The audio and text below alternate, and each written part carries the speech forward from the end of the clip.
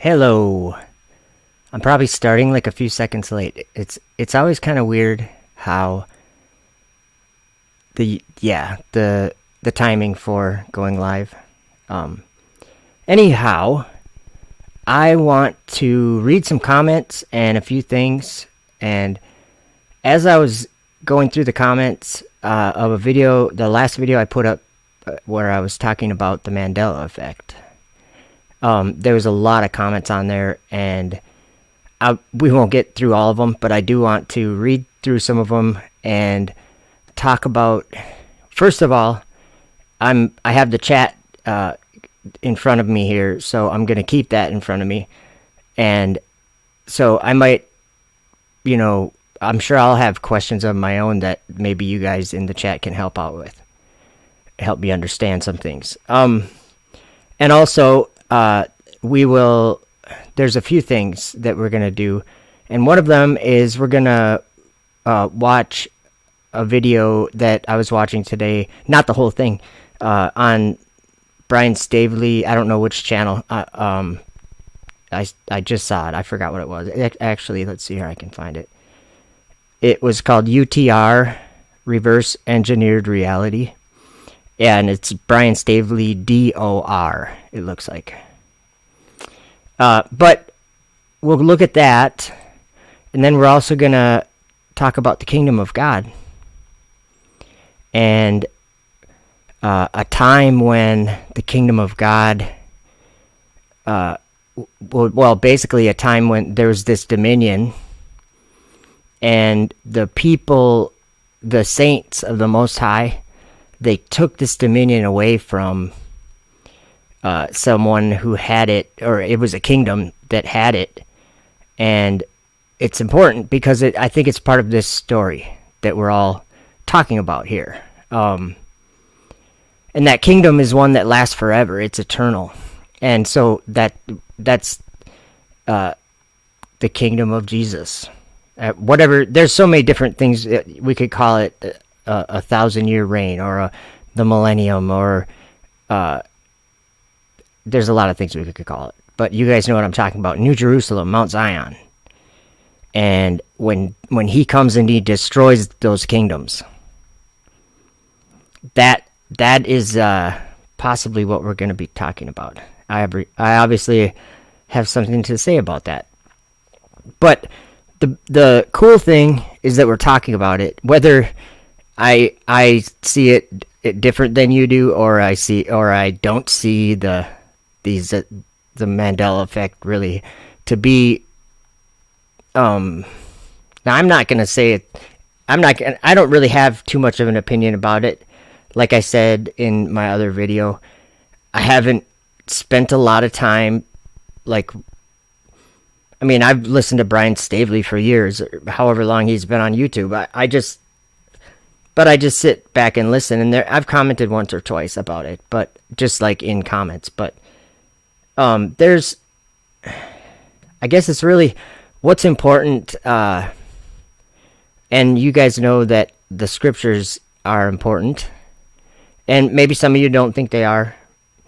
Maybe some of you think that the changes are important, and we'll read some comments. We're going to read some comments under the video because there's quite interesting comments that I even have questions about. So I think what we'll do is we'll do that first. So I'm going to get this off the screen here. Oops, where are we? Sorry, guys. And actually, can you guys help me in the chat if there's anyone in there? I see Painting on Purpose, Tony's Coffee House, Awaken in the Light, and Joshua Branson. Welcome, guys. I do have a question. Is my microphone, the last live stream I did, my microphone was like really, the gain was way too high or something. And I checked it, and it didn't seem to be, I don't know what happened, but it was a horrible recording. And so I wanted to check how my voice sounds. Does it sound like distorted, like it's way too loud? Or is it, because I have my mic turned up pretty much actually a little bit less than I normally have it. But Tony's Coffee House says it sounds fine. Okay. Well, we'll just continue we'll just continue. So let me do this. Let's go to the good old desktop. So here's what we're going to do. I'm going to zoom in a little bit so you guys can see these comments and read them with me. Okay, and actually, I'll go back there so you can see. There we go. That should be good, right? So this is the video. Whoops, I scrolled on the wrong thing. This is the video that I made in my truck the other day about the Mandela Effect. So we're just going to read some comments. These are, I don't know how YouTube puts these comments in order, because I just, we're just going to read them however they come. So T Burger 1 says, if you don't believe, then you are not being led by the Holy Ghost Spirit. I can absolutely state emphatically that my 50-year-old KJV Bible has changed. Even my Mason doctor told me it has, but there's still truth in it. Unsubscribed because you are leading people astray. Wake up. So I'm not going to really comment on these. I want you guys to get a feel for this side of under, like a different. I'm not saying it's not legitimate at all. I'm saying that I don't see this side of it, and then I want to show you something that in some of these comments, people mentioned changing times and laws, and that has a real meaning to me, and I want to explain it to you what it means to me, and that's why I have Daniel 7 up here open. Oh, you guys can't see that right now. Okay, we're gonna look at that because there's something to understand there, is what I'm saying. There's something to understand in Daniel 7. And I think, actually, to be honest, I got to say that this topic right here, this Mandela Effect, whether I believe it to be something that's happening supernaturally or whatever, or I don't, I think that us talking about this is a way to understand more about truth. I'll just say that, about truth, and then especially about the time that we live in. So, Mr. Super Sidewinder says, you know that I like your work. You may be noticing that many disagree with your stance on this topic here in comments. The only thing about the Mandela Effect that isn't legit is the name itself. Quantum effect is more accurate. We do not know what is causing it, but it certainly is really happening. This realm is supernatural in every way. Why would we be so shocked to see supernatural effects? Were you a good speller? I was, but now so many words are changed. I feel far less confident.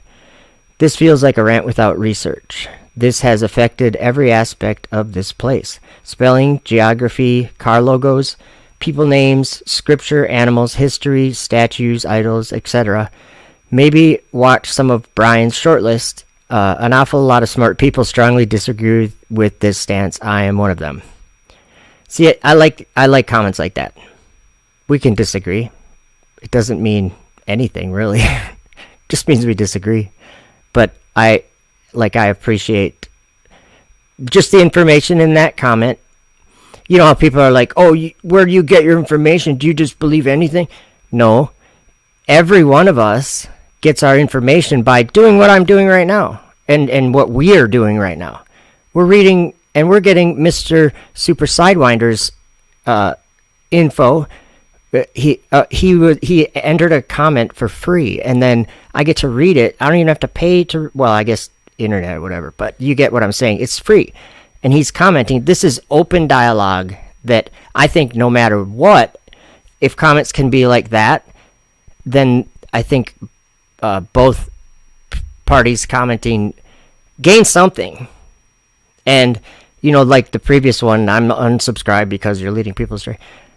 I call that extreme, but at the same time, do you know what I'm saying? I get that info, and that our minds are complex, and that gets categorized in my mind. That someone is unsubscribed because of me talking about that and giving my stance. So, you know, whether you think that he's being extreme or not, the info's there for free, and he offered to leave it. So people don't just write comments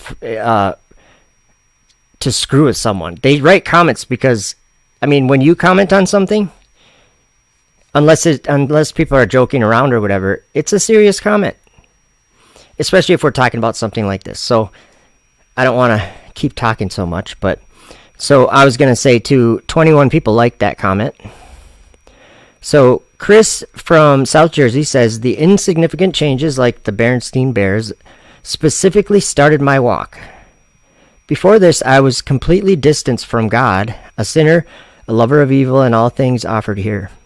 Seeing this book on my shelf one day, say Berenstain, and going to the internet to see why I feel crazy changed in my, or I'm sorry, I think I read that wrong. One day, Berenstain, and going to the internet to see why I feel crazy changed my life. Okay, I see what you're saying. I'll keep reading here. I've met so many wonderful children of God since that journey began. This did not prove me to me.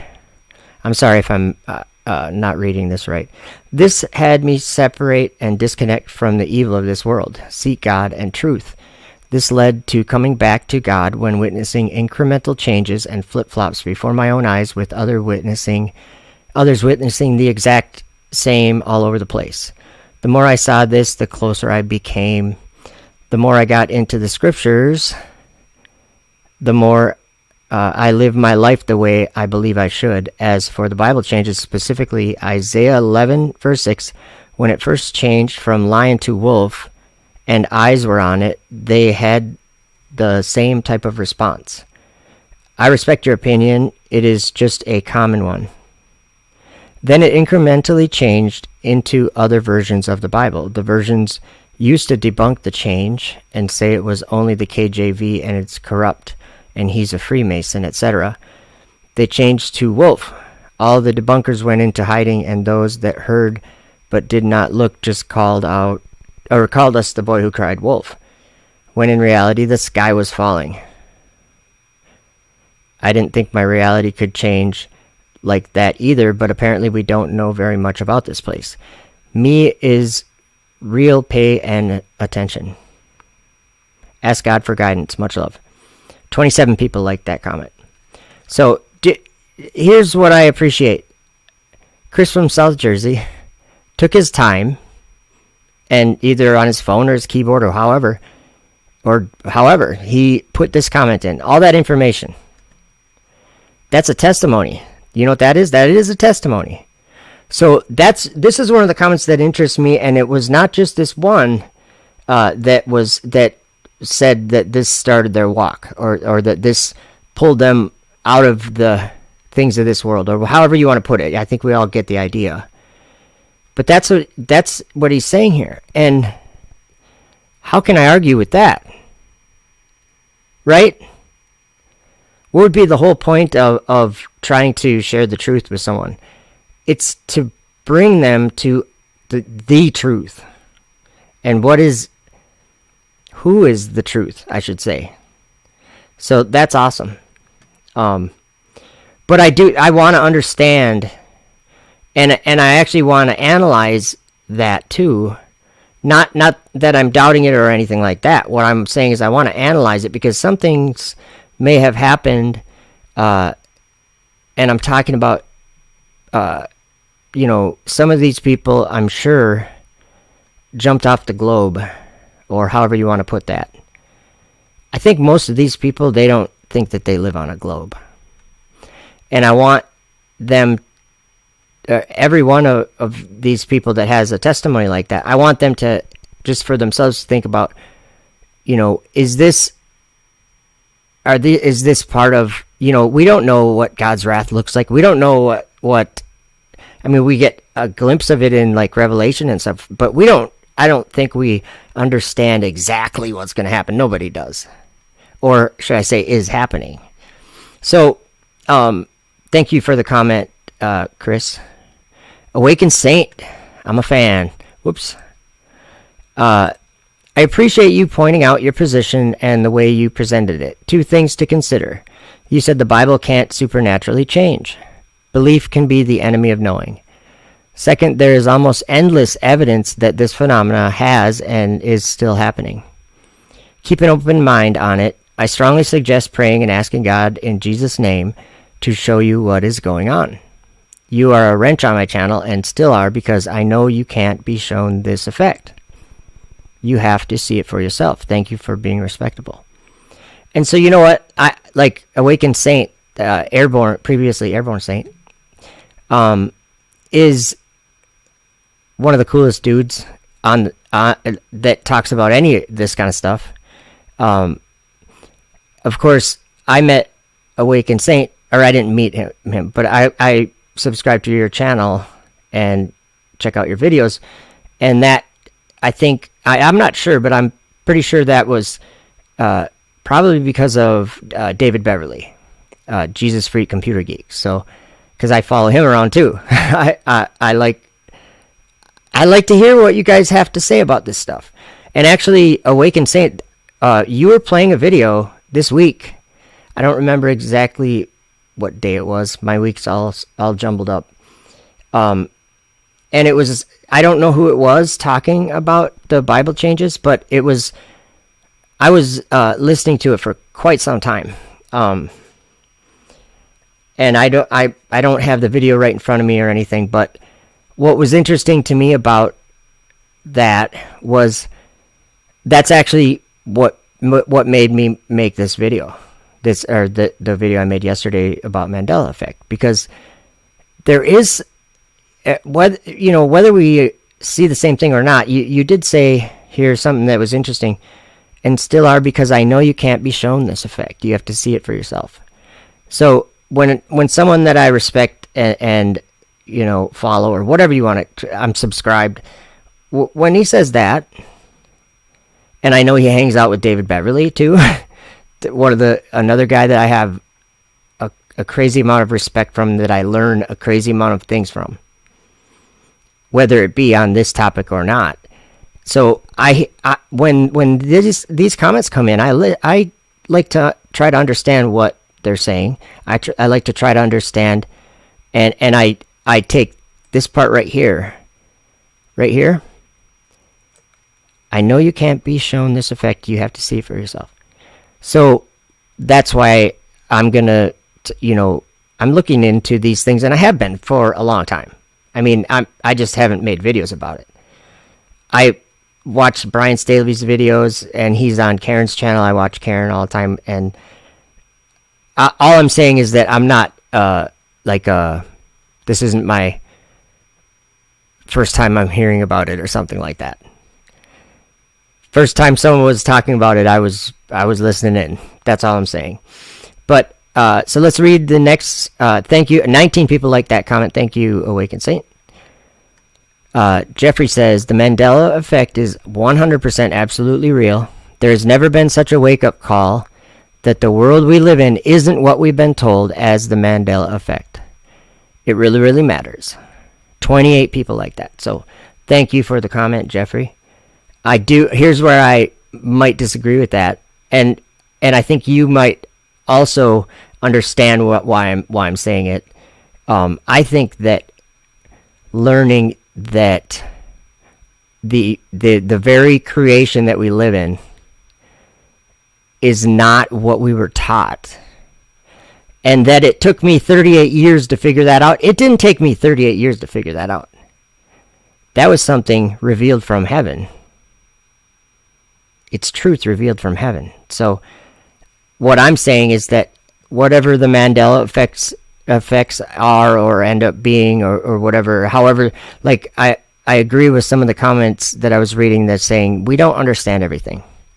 So when something happens like what this subject, Mandela Effect, is anyone going to be like, I don't know what the right word would be, deceived enough to say that, yeah, we understand exactly what it is? No, I don't think so.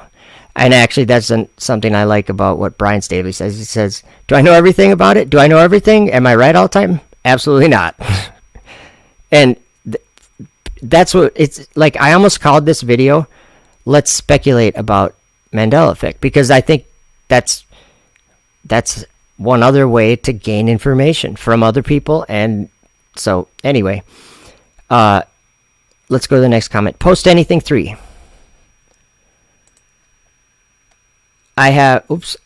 Sorry about that. I have many personal examples of things changing in my life.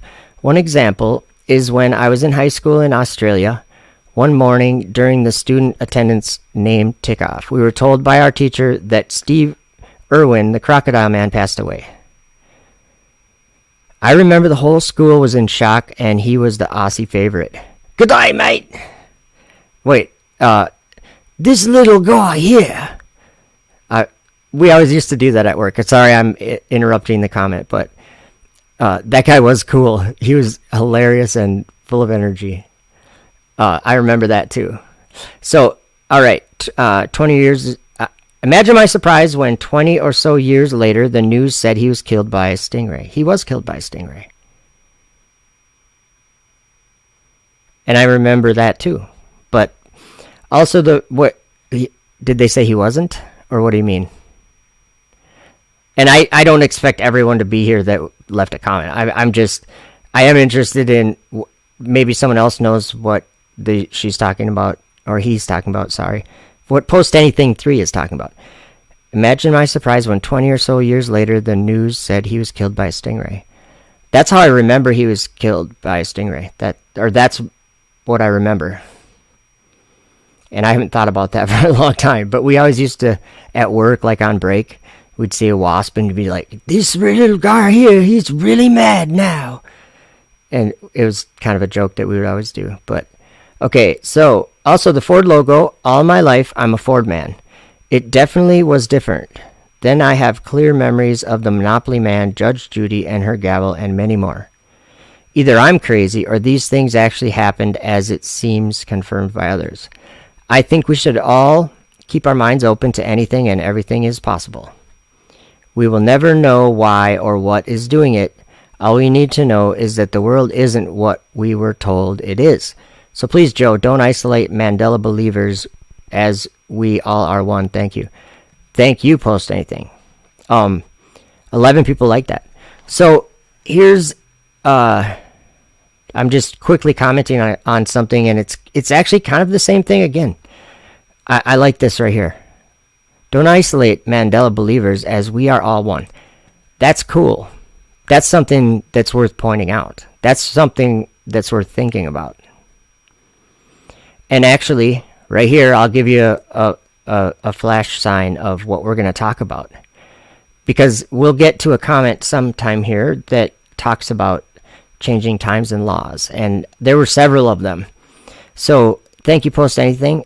And Tonette says, I respectfully disagree. It was the change. Okay, here's another testimony, you guys. So that's one thing about testimonies. I hope my microphone's okay. That's one thing about testimonies, is that if there's a person, you just have to think about it this way. I'm a person. I have to take care of myself for 24 hours a day. It's a lot of work. Oh, and you have to do the same thing. And you have all the same responsibilities, and you understand what's important and what's not. And you, in the exact same way as me, every single one of these comments comes from a person that is so much like me in every way that it is a testimony you can't throw out, no matter what it is. So that's important to me. So I'm starting over. I respectfully disagree. It was the changes that brought me to my awakening in 2017. God is supernatural, and so are the changes. Much of the residual evidence is indisputable. I have personally witnessed real-time changes in my own Bible. Wow. I also am not one to consider this a salvation issue. We all have our own path to walk, and we are walking each other home. There are too many divisions among the truth community. We need each other. Good points. 34 people like that comment. That's good. Very good points. Thank you, Tonette. You know what? Okay, this right here is interesting. I have personally witnessed real-time changes in my own Bible. That would be interesting to elaborate on that. So, Tonette, if you see this, leave a comment or whatever. because I am interested. That's like I should probably keep count of how many of my YouTube friends, or whatever you want to call it, people that comment on my channel, or I go comment on their channel, people that you know through YouTube, let's put it that way. 2 so far have said that this brought me to my awakening in 2017. So, Tonette, I have a question. Thank you for all that testimony. But I have a question too. Was it this awakening? Did you also have an awakening probably at the same time, or probably before, that the creation, the place you're in, it was that we've inherited great lies about the place that we're in? I think that most people have had that same change. So what I'm kind of doing is I'm noticing that there's,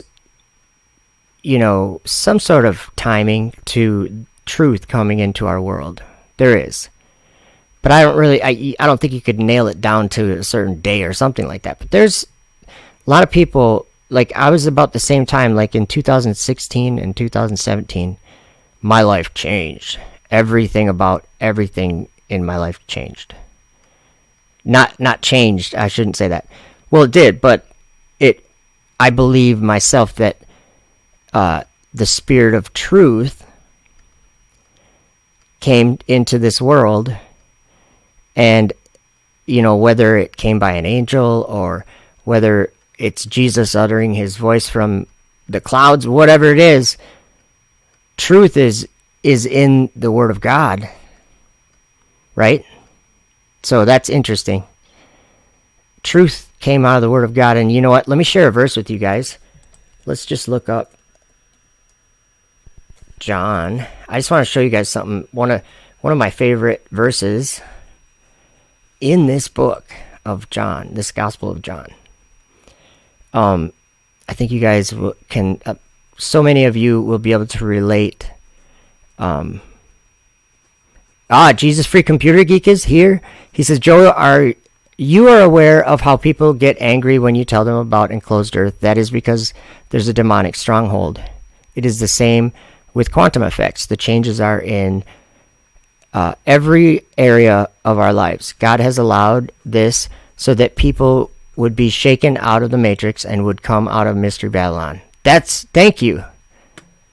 Thank you for elaborating and commenting, because that's what we've never had that conversation, David. We just haven't. It just hasn't been something that we've talked about.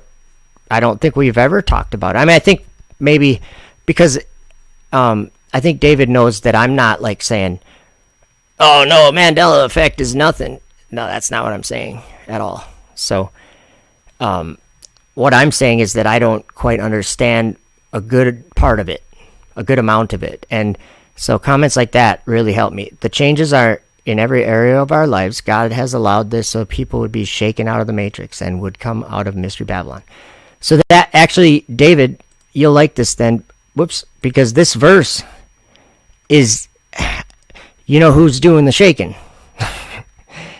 Let's go to John 16. This is what Jesus said.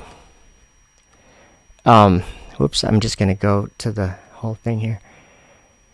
This is what Jesus said. And I believe him. So check this out. This verse got me in about 2016 or 17. This verse, it was stood out when I read this. Okay, he says, let's go to the verse before. So he's talking about going to his father and that they'd see him no more. But he says, okay, you guys, I have to fix my screen. I don't know what happened. I know what happened. I'll just give you the whole thing there. Okay. So he says, whoops, now I lost where I was. Sorry, guys. Okay, John 16, starting in verse 12. I have yet many things to say unto you, but ye cannot bear them now. Howbeit, when he, the Spirit of truth, is come, he will guide you into all truth. For he shall not speak of himself, but whatsoever he shall hear, that shall he speak, and he will show you things to come. He shall glorify me, for he shall receive of mine, and shall show it unto you. All things that the Father hath are mine, therefore said I, that he shall take of mine, and shall show it unto you. Do you guys get the idea that he's going to show us something?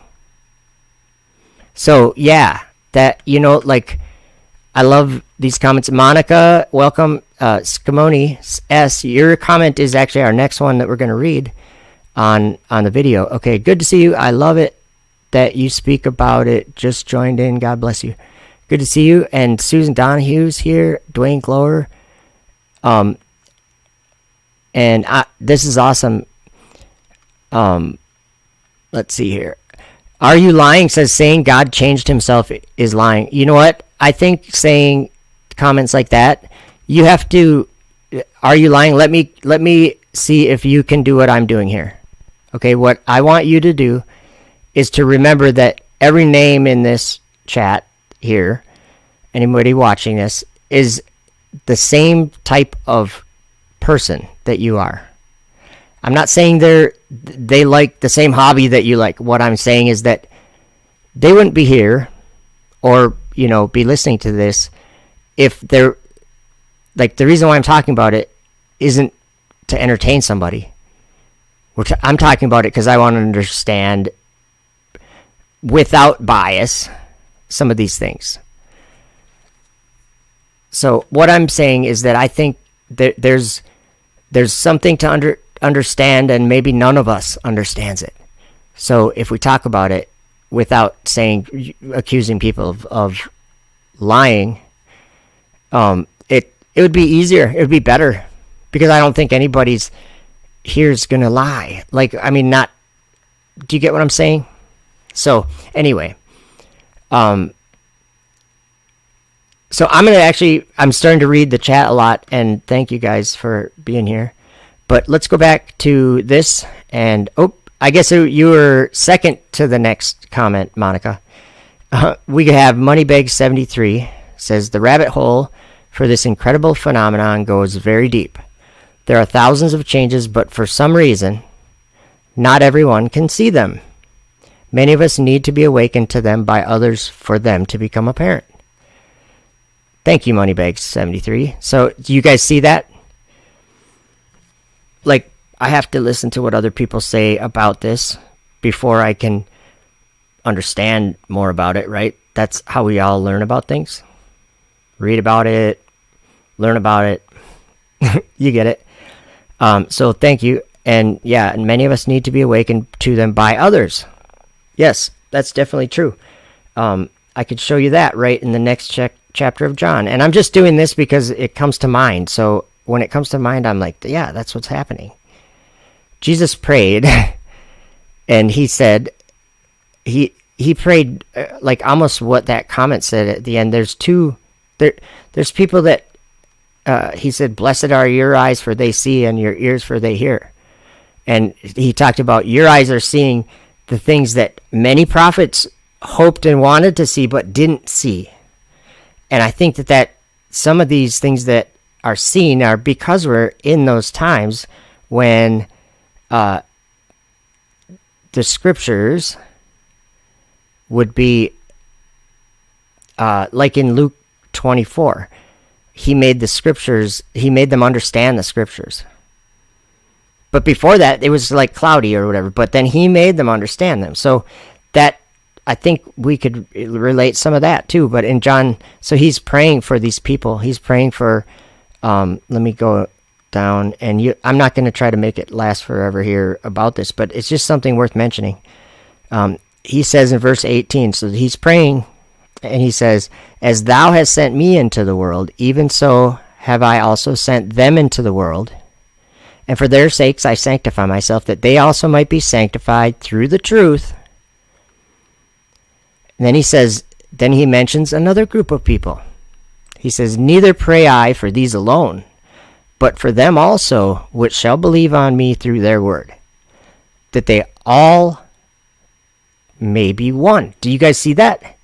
Someone in the comments already said that, and that's why I'm saying every one of these comments is worth trying to understand what the person is commenting.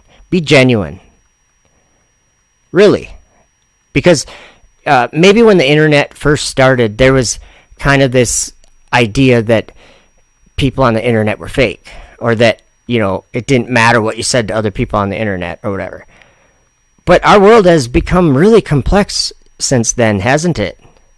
Whereas I've never met in person David Beverly, or I've never met. I met some of the people in person, but what I'm saying is I know David very well, it feels like, and I know he would say the same thing. We've talked quite a few times, and we've talked about really important things. So, when what I'm saying is it's a complex internet, isn't it? You're a real person for whatever your channel's called. You're a real person. Okay. So be genuine. That's all I'm saying. Is there's a lot of people that do run around the internet and do whatever they do, troll or whatever you want to call it. Whatever you want to say about those people, they're doing it for a reason too. But I don't know. I don't understand their reasoning. Okay. So let's, what did I do? I scrolled down. Sorry, guys. So Monica Scamoni S says, 22 people like this comment. Says, "I listen to you because I have a lot of respect and learned especially about rockets and stars from you. Even the Book of Enoch I looked into but this thing I am not convinced. Too many things that were changed a year ago in my German Bible, but in your English Bible already have been changed and are now changed since about 2 or 3 months. I am not bothered about that very much because his word is written in my heart. But I worry for new Christians, for the youth that are searching, and sorry, but that much changes in a Bible that I have 5 years now are not explainable. Even such blasphemy sentences as, 'On the king's breast will suck,' or 'The wolf lies with the lamb,' I cannot explain it, but I also do not think that has something to do with translation." I mentioned that I thought it did in my video. So that are also just my thoughts, brother. I love you and God bless you. Shalom. She's a sweet lady from, is it Germany? I don't know. It starts with an A, right? I'm sorry. I'm terrible at remembering things like that. But she's called into David's channel, and she has a cute accent. I don't know when people have an accent, there's something about that, or whatever you call that. There's something about that I think is always interesting. It's like I could hear someone talk, and it would only be her if I heard her talk. Austria, that's what it is. Thank you, David. Oh, thank you, Monica. Okay, so thank you for the comment. And so she sees these things changing in her Bible. And she has her German Bible too, so she kind of does a comparison, it looks like, which is good. Johnny Diaz leaves a comment, says, "Time for you to wake up to the spiritual reality, brother. The times are changing. The Mandela Effect is real and even affecting the Bible, especially the KJV. Don't lean into your own understanding, but believe the truth." 27 people like that comment. Thank you, Johnny Diaz. I want to believe the truth. That's for sure. Ooh, there's a link in the, what I'm going to do is, I'm going to open that link in a new tab and just make sure it doesn't have like a video on it playing or something. But maybe we'll look at that in a minute. Actually, you know what? I'm going to close that. I don't want to ruin my computer here. It was just sitting there loading, so I was just going to wait. I'll do that. Welcome, Mike Jones. Hey, I know Mike Jones. I have talked talked with you before in comments, and I've watched your videos. Finally, I've eventually found you actually live streaming. Yes, you have. Let's see here. So anybody check out that link or whatever. If David's still here, we might have to go back and look at that when we get a chance here. Okay, so thank you, Johnny Diaz, for the comment. And let me make sure that you guys are seeing the right page. For some reason, it feels like I'm doing something wrong. Okay, good. Oh, that's what I remember I was going to do, is blow these comments up a little bit so we can see them better. Okay, Trisha C. While I love and appreciate you, I have to disagree. It's way more than translations. You should definitely look more into it before speaking on it. It does sound like you're going against it. That's okay, look into it and you'll see too. Thank you, Trisha. 24 people like that comment. Thank you, Trisha. And here's what I think is interesting. You can tell people that, you know how I'm kind of talking about being genuine in comments, and also when you receive comments, if you're like have a channel and you make videos or whatever, you should take them seriously. And like, I don't always get to read all the comments depending on, because sometimes I upload like a bunch of videos and then they get comments and it gets all jumbled up and I get way behind and then I don't know what I'm doing. Sometimes you'll see on my videos that I check out all the comments and leave a heart or whatever. Like on this video, I haven't done any hearts just because I don't want to put a heart on this comment and then a comment that, like the first one that said I'm unsubscribing, then I wouldn't put a heart on that. You unsubscribe? Oh. No, I want to remain impartial as far as things like that. Someone can unsubscribe and I just enter that into my data file that someone unsubscribed because of what I'm not seeing and like thinks I'm actually leading people astray. So I don't forget that. I don't have too many. It seems extreme, but at the same time, someone said that. Okay, and they're a real person. Okay, thank you, Trisha. Larryology, another guy that. Whoops, I was just trying to do that. Larryology Young 3 is another guy that I would say I met Larry on David's channel, also on Jesus Free Computer Geek. So, Larryology makes videos, and here's the thing. Sometimes I don't always do it, but I'm subscribed to a lot of these channels. And if I'm not, it probably just means that I haven't gone to my subscription thing, and on the right side it says subscribe. You can subscribe to all your subscribers if you want. It's not a bad idea, because a lot of them probably make videos too and you don't even know it.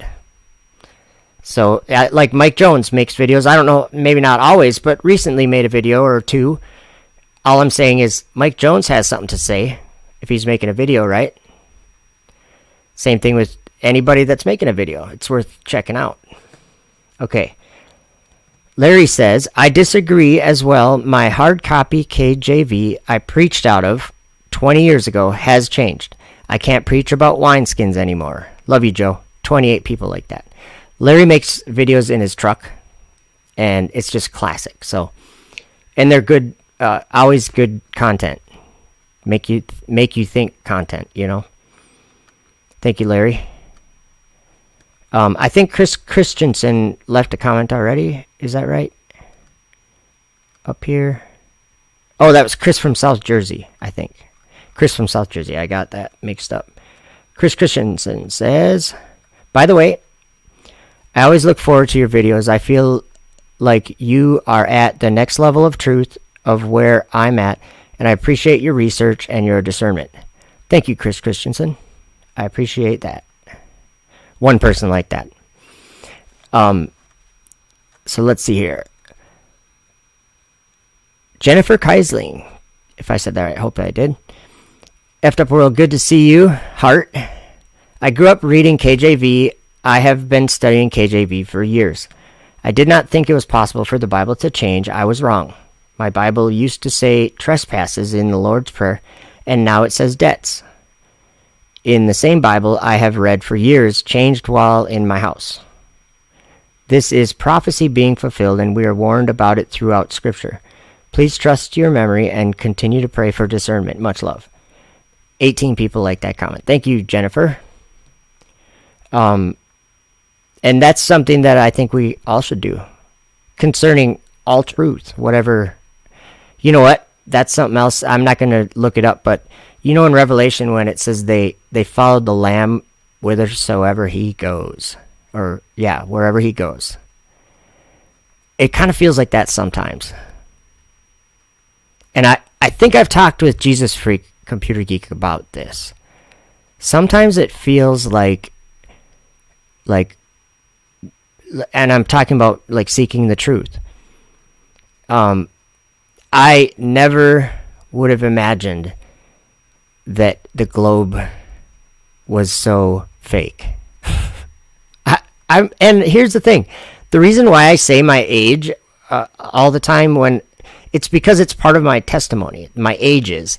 I was, for the first 37 years of my life, I didn't really think about it. I didn't really have thoughts about it. I didn't really think about the curvature. I mean, it wasn't a thing. That was just the world that we all lived in. And then suddenly, there were people everywhere in the world that started questioning this thing and started changing what they believed. But it wasn't that they wanted to. It wasn't that they tried to. It was that they saw truth.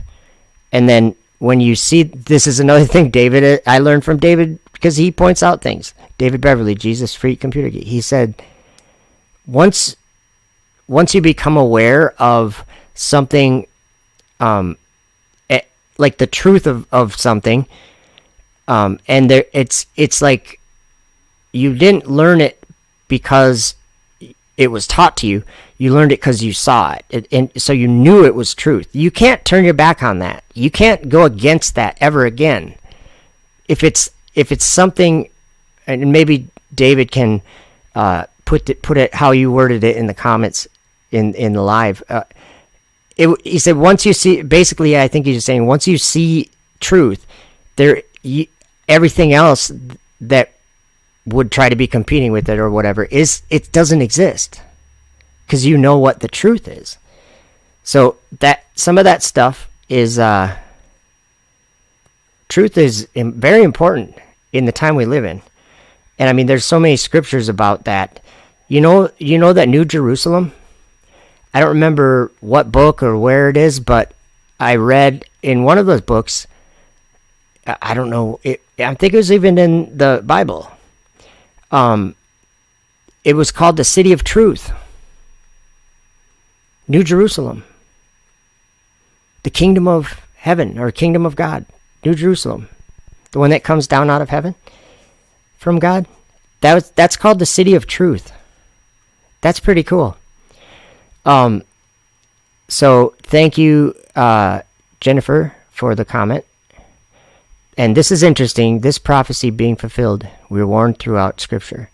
And Jesus did say, see to it that no man deceives you. Oh, Jesus Freak said, praise God in the highest. I said that. I don't remember.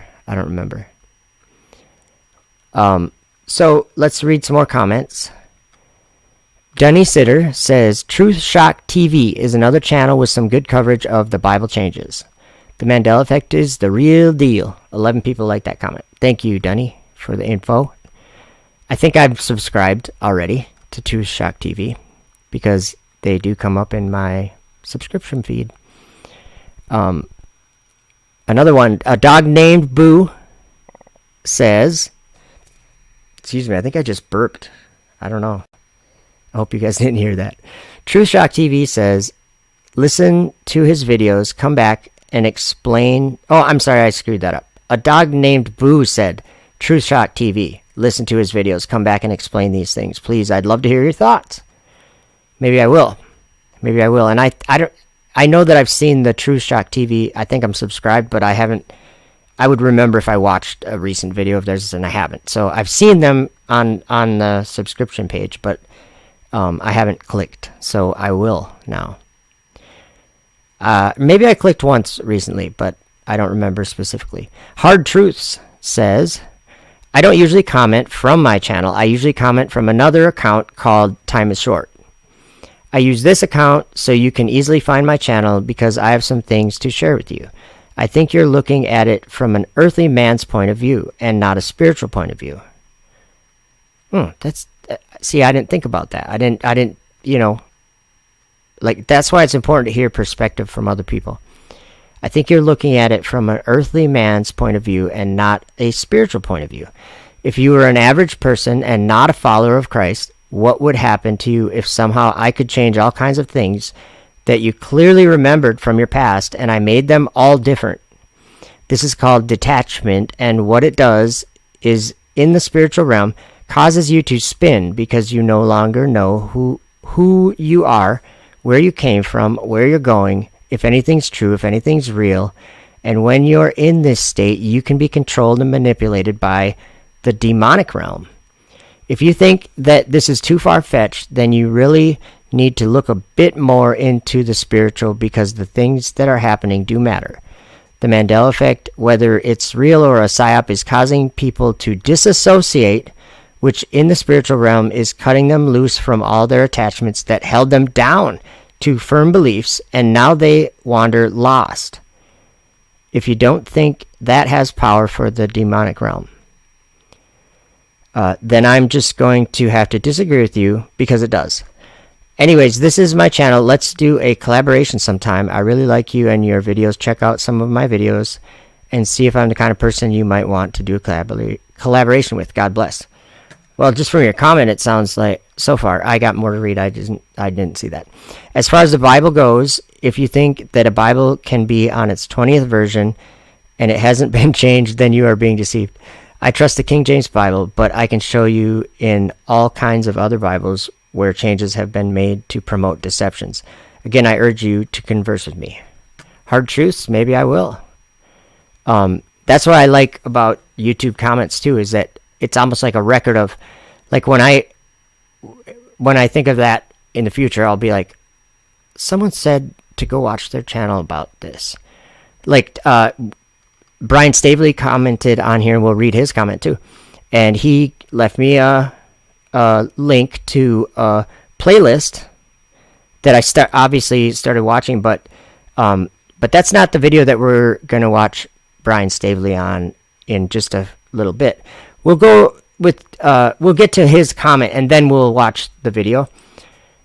So hopefully this doesn't take too long, but I do think that it's important to check these out, because, like what he said here, talking about an earthly man's way of thinking versus like a spiritual one, that's something to think about. 7 people like that comment, so thank you, Hard Truths, or it was Time is Short. I recognize that. Time is Short. I definitely recognize that channel. Okay. Tober Force says, Joe, you really ought to look into this more deeply. 11 people like that comment. And of course I am. And actually, like some of the, I don't know if you, like, it probably doesn't matter what, if I was to say that something was happening or not. Almost what one of the comments said up here, I'll just remember it, but they were saying it was Awakened Saint, and he said, it's not something that he's going to be able to show me. It's something that I have to see for myself. That's what he's saying. And so that's important. If we could compare it to like the globe. Okay, what's the first reaction that every person in the world makes when you say, have you ever thought about the earth being flat? Or if you say whatever, something along those lines, and what's the reaction like inside of a person? They're like, yeah, right. What's this all about? Okay, they think it's a joke. And then what happens is some people just, yeah, okay, whatever, I'm not going there, right? So they don't go there. And there's the next person, they're like, what are these people talking about? I'll debunk this right in 5 minutes. They're gonna actually take the offer, like, to think about it, to entertain it, and all of a sudden they say, okay, well, what about pictures from space, or what, all the things that we all thought of, and we were all like, oh, that's a tough one, and it made us think, and it made us actually pay more attention to our reality, and understand that a lot of the things that we believe are fables and actually straight up lies, the opposite of the truth. Let me give you an example. We were all taught and have all believed at some time, all throughout our lives until recently, that that the ground that we live on was part of this big, huge ball that was rotating. But let me point out that our observation, every single one of us, our observation of the world we live in, the actual world, is the opposite. It's not rotating. One of them, we were taught we were in motion, when the actual world we live in clearly is not in motion. Look at the room you're in. Why would you think it's in motion? It's not. If you live in this world, to you, it's not in motion. So what I'm saying is, even a scientist, like, I actually got asked a question to this astrophysicist professor at he was a professor at for astronomy and astrophysics, or whatever it was. And I asked a question, like, about this rotation thing. Why does science say that the Earth's rotating when everybody on Earth observes the opposite? We observe a stationary Earth. He didn't disagree with me that we observe a stationary Earth. He said, I've always thought about that. It is really something. And I told him, or I said that an inference is what I see. You're trading your observation that everyone makes, that the world that we actually live in, you're trading that observation for something you infer from some other knowledge. Like, you're like, well, we know it's rotating, but it's really not, though. So, and he just said, he actually inferred that we were rotating. He said, well, to anyone living on the Earth, it is stationary, but we know that we're rotating.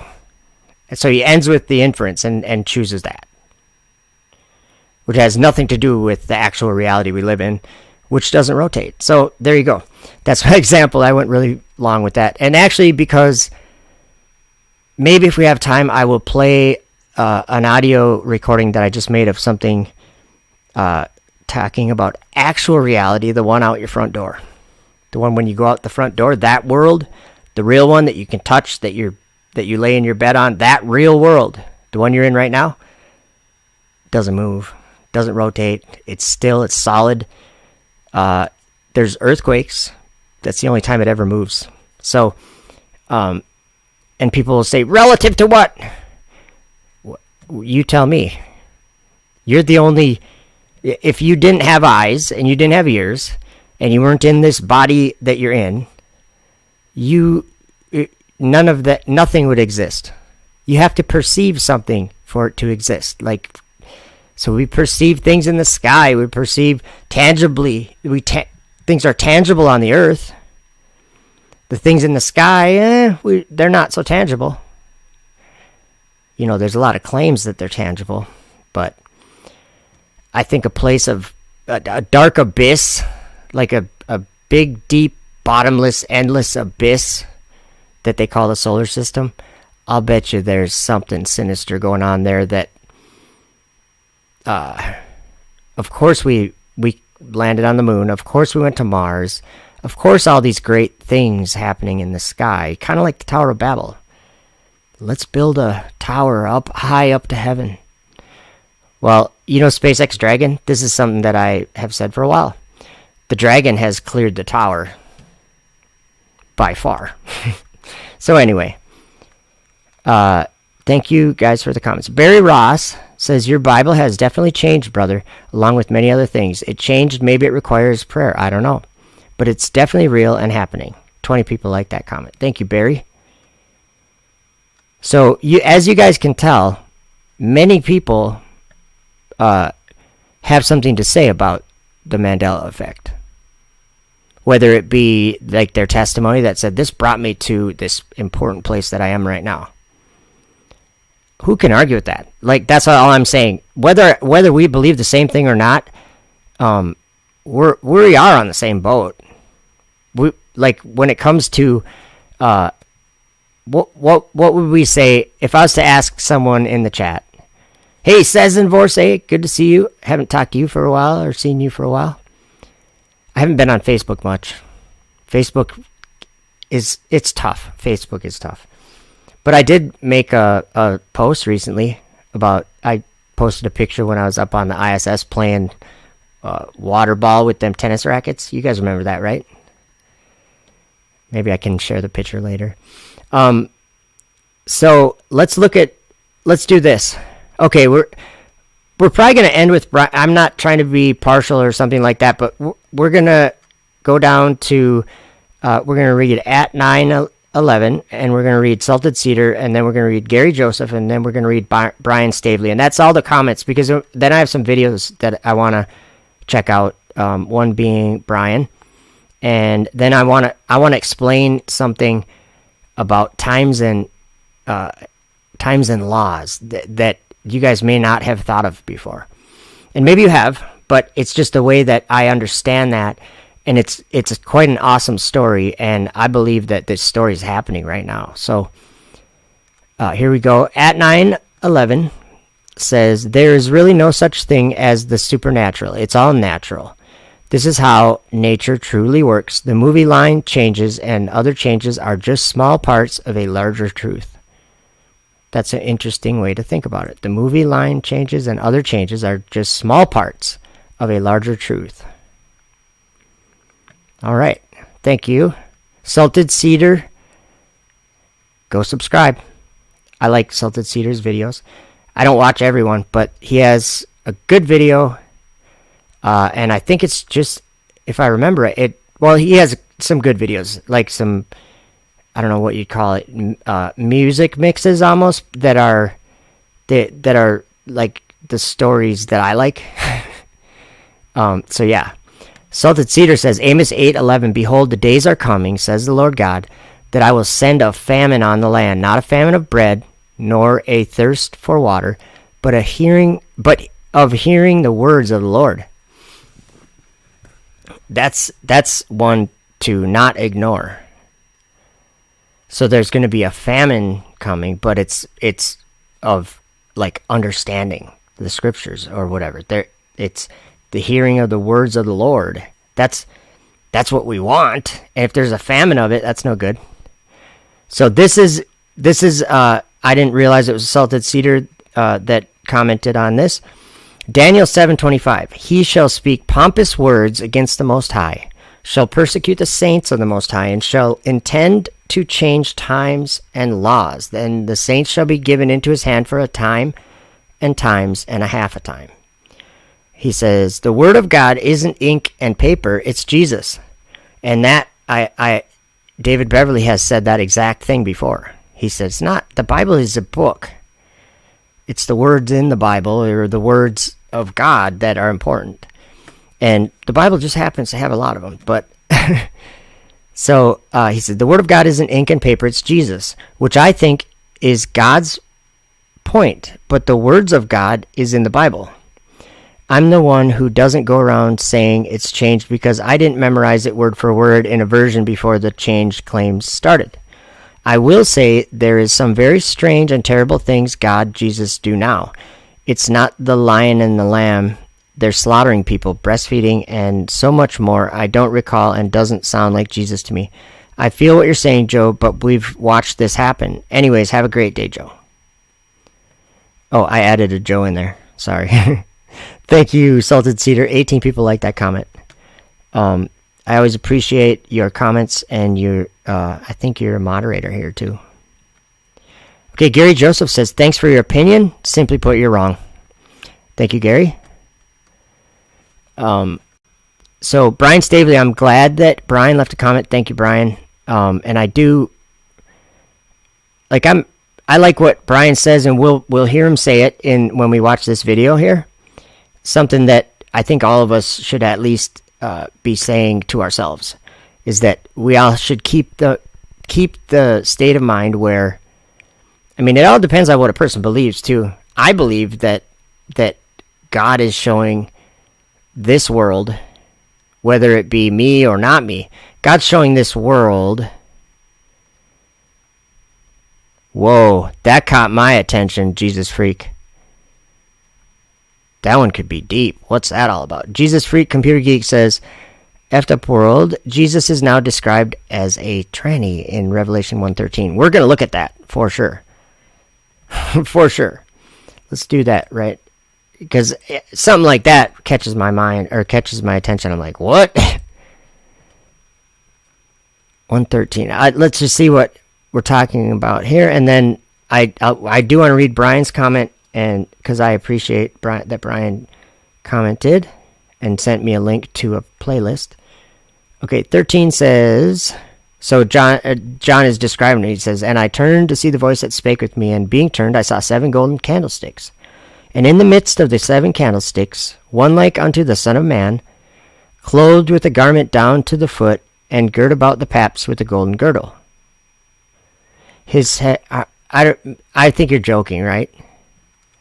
Or is that how, I think that's just how he's described. But, and in the midst of the 7 candlesticks, one like unto the Son of Man, clothed with a garment down to the foot, and a girt about the paps with a golden girdle. You know what I would have to do too is I would have to look at whoops, I should have went to 13. Because I don't understand what a paps is, and I don't necessarily understand what a girdle is. So that's where I come from. Like I just don't know everything. So and this, you guys can see what I'm doing here. Oops, no, you can't. You can see the giant version. Let me zoom out. I want to show you what I'm doing. I'm on Bible Hub, and I went to Revelation up here at the top, and I went to the verse 13, and what I did was I clicked this Greek button. Because what that does, it just gives you the words. I mean, it's not necessarily going to be in the right order then, but the meaning is there, and you can look more into the words by checking out Strong's or whatever. So where was it? He said, one like unto the Son of Man. Okay, and in the midst of the lampstands, one like the Son of Man, having been clothed to the feet, and having been girded about. Let's look at what that one is. This is how I try to understand more in Scripture. There's one way I do it. So this word that was saying having been girded or whatever, to gird, this is something I needed to do a long time ago. I need to understand this. So I'm not going to try to pronounce it. Pepperoni pizza? I'm just kidding. Perizonumi? Perizonumi. Okay. Nomi or numi? Nomi. To gird, I gird round, mid, I gird myself, generally for active work or travel. I'm guessing it's like to put a clothes on or something. I don't know. I like Strong's Exhaustive Concordance too. To gird all around, middle voice or passive, to fasten one's belt, literally or figuratively, gird about stuff. Okay, so like I could maybe picture that or something. Oh, here we go. Jesus Freak said paps are what women breastfeed with, bro. Okay, that's something I didn't know. And so that's where we were going. And I guess it can't hurt to understand more about all of this. So we're going to keep going for a minute. Having at the breasts with a sash golden. Or having been girded about at the breasts with the sash golden. Is this the word for paps or whatever? I wonder if that, it says the breast. Okay, there is pap, the breast. Can that be a man's breast? Well, here it says, let's see, Strong's in Revelation. Look at that, Revelation 1:13. The breast of a man. Now that's coming from Homer Down. I don't know exactly where all this info, where this comes from. So you have to take it, some of it, like Strong's exhaustive concordance. Look at that. It says from the base of Masamal, a properly female breast as if kneaded up. Pap. So my understanding here is sounding like if you said something like pap, that you'd be talking about exactly what Jesus Freak said. What's that called? Nursing. That's what a nursing breast. And it's like, that's what I would understand that to be. So it could, the way that it's used, let's look at that word. Okay, the breast, pap. So that it could be a man's, but the way it's used here, it's coming from this word, from the base of this word, masomai. So let's see what this is. See? Jesus Freak, Computer Geek said it exactly. To chew, to gnaw, to chew. That's what a baby does to nurse. So if you said pap or paps, it would appear to be like a nursing, that kind of word. So let's go back. Now I gotta say this, Jesus Freak, Computer Geek. This is the first time I've thought about this ever, and this is actually the first time I've ever understood what paps really means, or what, according, to the Greek or whatever, and just the history of the word. It would appear to be something that'd be oddly placed there, wouldn't you think? That doesn't seem... But now, I think it would be extreme to be saying tranny, because a tranny doesn't have that either, do they? They would just be a man, like a tranny would, I'm saying. So, maybe you're saying it's like saying it wrong. Let's go back to where we were. I want to read it just again now with a little... Okay, here we go. With a sash golden. So we know what that is. So, having been clothed to the feet and having been girded about at the breasts, at the paps. So what about... See, here's what I know, is that the KJV, ever since I've read it, it said exactly what... we'll go here right now. Exactly what this says, because I don't really think it has changed. I'm just saying, as far as the KJV that I've studied or that I've listened to so much. So exactly, sorry about that. Okay, so it says, and in the midst of the 7 golden candlesticks, one like unto the Son of Man, clothed with the garment down to the foot. Hey, I've got something. This is just interesting. Sorry to cut right in the middle of this. Let's go to my channel and let's search something, because I made a video about this years ago. I did. I don't know if we'll be able to find it. It was something like, let's go to my channel and search. I did. I made a video about, not about the Mandela Effect or anything, but I made a video that has this verse in it, and it has text on the screen of, and it's probably 4 years old, 3 years old. And so I'm not saying I'm going to go back further than that, but I'm just saying there are things that, maybe input, maybe I'm not understanding, and my video should say what it says now. I don't know. But it's interesting. So let's do this. The reason why I came live, or went live, is because I could sit here and do this by myself, like all silent, and like I'd have probably Brian Stavely going in the background, and I'd be listening to him. I'd be looking at Daniel 7. I'd be looking at these comments. Why not do it? Ooh, look at I lost some subscribers already. Wow. That happens. Okay, so if we go to content, or I suppose I can just go up here anyway. But, so let me try to think of what, maybe if I search this is, I don't know if I'm going to be able to find it. It's, I'm trying to think of what the title would be. That's the only way to search, I think, on YouTube. I remember the text being on the screen, though, and I don't know, I can't say I remember exactly what I had on it, but now maybe, hey, Zulu 1, much love. I have a question for David or anyone in the chat. Is that how it is, though? Like, if I'm just saying, if I searched this and I found that video, which I don't plan on doing because I don't even know what I titled it. If I was to search it and we were to watch it, would, like, no matter what I thought it was, would it say what it says right here, or not there, but here? Would it say this? And in the midst of the 7 golden candlesticks, one like unto the Son of Man, clothed with the garment down to the foot, and girt about the paps with a golden girdle.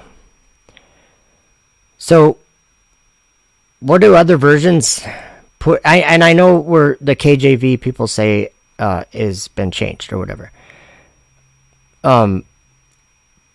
Like, wouldn't you call this just a bad translation of something? Like that it would be not a very good choice of how to describe whatever John said, the word that John said that we did look at, and the base of the word was literally to, what did it say? It was to suck on, or to whatever it was. I can't think of the other word that was used. To gnaw on, something like that. Yeah, Blue Pac-Man 13 says paps is female breast. So what I'm saying is if my video is 4 years old or something, and I mean, I don't think I remember it any different than this, but so that should be in my video. So what I'm saying is, whether it says paps or not, I guess let's do this one more time. I want to look one more time and try to make sure that I'm understanding this right. Because to me, I don't see a Bible change. I see something in the King James Version that was horribly translated. Like that when, because you got to remember that when King James Version, what was it, 1611 or something? Whatever it was, they didn't have the internet, and they couldn't just go look at all the information that we have now accumulated. So what I'm saying, Thomas Morgan, well, I love paps then. I'm not going to comment. Something about men, huh? Yeah, isn't that interesting? No, I'm just kidding. So let's look at, I don't want to necessarily look at other translations or versions or whatever, because I don't think that, enough people told me in the comments that it's more than that. It's something more than that. So I'm trying to understand. So see, like this with a golden sash around his chest, there's it almost seems to me like that, and I can give an example I did in my video yesterday, and maybe I wasn't very clear about it, but I could show you right now very quickly a big mistake in the KJV. And I'm sure whether or not this is related to the Mandela Effect, I'm sure you guys will be interested in understanding this obvious error. But again, like I said to them, their resources are limited to whatever they were. So they were writing, like I'm saying, like with David, when I talk to David Beverly on the phone or something, do I say, do I speak like the KJV? If I'm quoting the Bible, I do or whatever. But what I'm saying is, do I say, I'm just trying to think of something like where, I'm sorry, I'm having a mind blank. Where the Bible, the KJV or whatever, it speaks it in a different kind of language. Even it's English or whatever, but it's like whithersoever thou goest. Okay, like that. Do I talk to David like that? No, I don't. I mean, it's the same language, but it's a different lingo or whatever. I don't know what the right way to describe it is. We say things, I mean, what's another thing? I mean, just the word Mandela Effect, that is forever going to have, a meaning to it that wasn't there, like, say, when they wrote the KJV. That's just an example. Things that are invented, and we get phrases and terms from these things. Old English, thank you, Chemtrail Cowboy. So what I'm saying is, how does that change? I don't know. I have no idea how it changes. But, if I was to say to you, where did you get that app? You might say to me, are you talking Android or Apple? Okay, that's kind of language that didn't exist 20 years ago or whatever. And now everybody knows that language, right? Especially kids, younger people. Do you get what I'm saying? We all speak a language where we understand each other. We try to understand each other. We use words that we hope other people will grasp what we're trying to get across with those words. So if I was to say to, John, who wrote Revelation, most of the words that we say, he'd be like, I don't know what they're talking about, right? So, but if we spoke, obviously he didn't speak English. What I'm saying is, we have lingo that didn't exist before, like rockets. Okay, the word rockets is not in your Bible, but I can show you many places where rockets are visually described, and things flying up to the stars, and even their shape and size is described by these prophets. So things like new things like cars, they didn't have anything like cars when John wrote Revelation. I'm sure they had horses, they had chariots, they had wagons, they had all sorts of ways to cruise on across the land, but they didn't have planes, they didn't have rockets, they didn't have wings, but they really tried to. They really all wanted to.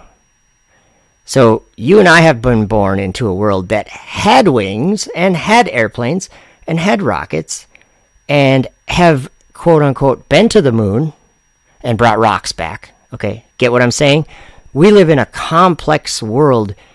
And so when these scriptures from all these old times, when these scriptures come and present themselves, or we entertain what it says in these old books, what is one of the main things that makes people believe what's in these books? And there's a lot of people that believe what's in these books.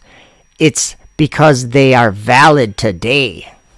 The things in these books, and I mean all the things in these books, are valid in 2022 and all our lives. So that's a big deal. I know I'm getting off track a little bit. Okay. Let me show you this mistake really quickly. Okay, so Revelation 13, we're in the King James Bible, it says, "And I stood upon the sand of the sea, and saw a beast rise up out of the sea, having 7 heads and 10 horns, and upon his horns 10 crowns, and upon his heads the name of blasphemy." Okay, so I think most people have read this or whatever. And this, when I read this didn't make sense to me, so I looked at it. I looked into it. It said, "And I stood upon the sand of the sea, and saw a beast rise up out of the sea." Well, that seemed strange to me, because this beast that rises up out of the sea, that's the same beast that in Revelation 11 came up out of the bottomless pit. And so just the story itself in Revelation, that beast, if it rises up out of the sea, where is that? What's going on there? And I said, well, it says John was standing upon the sand of the sea, right? So he had to be on the beach or whatever, on the sand of the sea, like on the earth. But that seemed wrong to me, because the sea that I know this beast rises up out of is the dark waters above, the dark outer darkness or whatever, Sheol or whatever you want to call it. That sea, like the abyss, the deep, the darkness upon the face of the deep, like that place, wherever that is. So that's what I think this sea is. So I looked into it and I said, okay, let's just check this out. Now, look what happens when I just press the Greek button. We just look at it. There's something missing here. So this is what Revelation 13:1 in the King James Bible ended up being. It says, and I saw out of the sea a beast rising, having horns 10 and heads 7, and on the horns, I scrolled too fast. And on the horns of it 10 royal crowns, and upon the heads of it names of blasphemy. So wait a minute. Why does the KJV say, and I stood upon the sand of the sea? That's not even in there. So then I was like, what is going, why would the KJV add this, or what? Well, let's go to the last verse in Revelation 12 and let's look into that. So in this chapter would be the verse right before the one we were just looking at. And it says, the last verse says, and the dragon was wroth with the woman, and went to make war with the remnant of her seed, which keep the commandments of God and have the testimony of Jesus Christ. Okay, that makes sense. But let's just look at, I can click. Let's look at verse 17 once. Because what I was thinking was, maybe it was the dragon that was standing on the sand of the sea, and it wasn't John. Maybe that was written wrong. And I found out, you tell me. So here's the last verse in Revelation 12, verse 17. Check this out. This is how you can learn from studying. This is how I learned from studying. And so we'll just read this. And was angry the dragon with the woman, and went to make war with the rest of the children of her, keeping the commandments of God, and holding the testimony of Jesus, and he stood upon the sand of the sea. Do you guys see that mistake now? Whether it changes the meaning or something, all I know is it's a horrible mistake. This he right here, that is not John saying I. This is talking about the dragon, and was angry the dragon with the woman, and went to make war with the rest of the children of her, keeping the commandments of God and holding the testimony of Jesus. And he stood upon the sand of the sea. Then it made sense to me when I looked at Revelation 13. Then I understood why. I didn't understand why the KJV put it that way, but I understood why the beast rose up out of the sea. It was coming up out of the bottomless pit. And it was not coming up out of the ocean. It was coming up out of the sea. The deep. The abyss.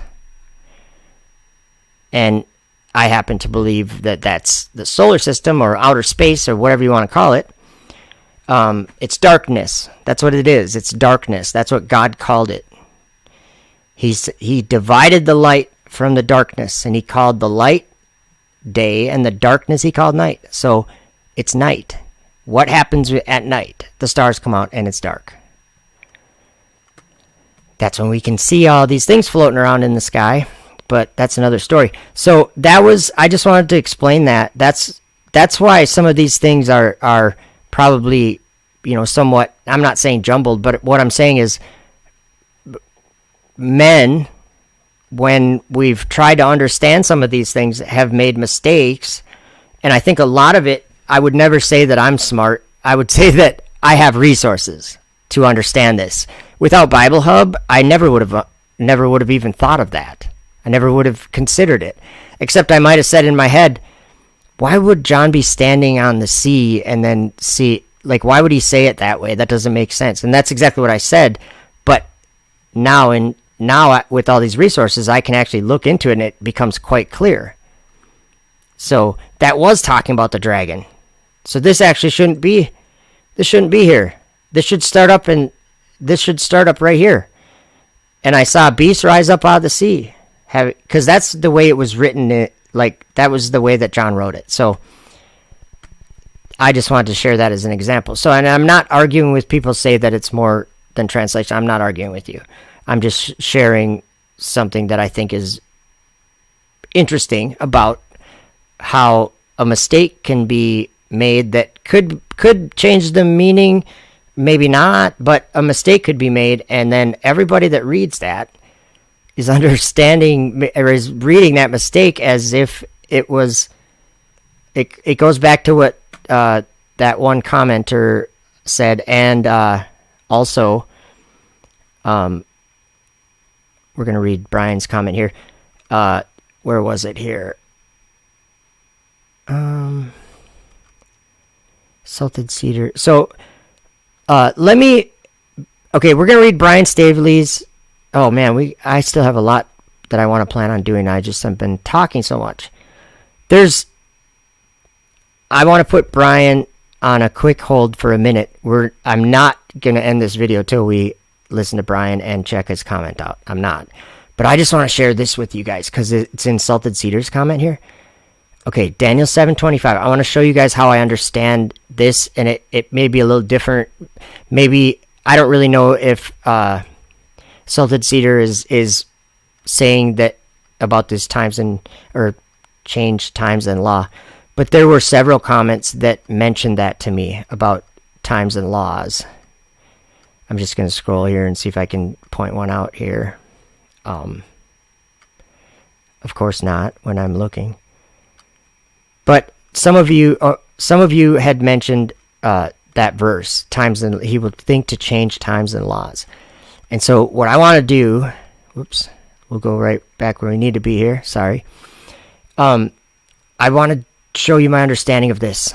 So that was Daniel 7:25, and that verse is right here. It says, "And he shall speak great words against the Most High, and shall wear out the saints of the Most High, and think to change times and laws.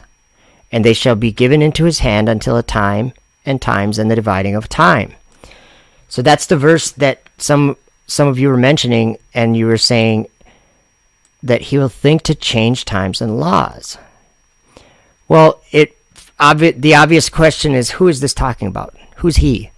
So I went back and I was like, okay, I want to refresh my memory and what are we talking about here? Like, what's the context of this? Sean Griffin would be proud of me. What's the context here? Okay. Well, verse 23 says, "Thus he said, the fourth beast shall be the fourth kingdom upon earth." So let's keep this in the perspective of what we're kind of talking about or entertaining or whatever.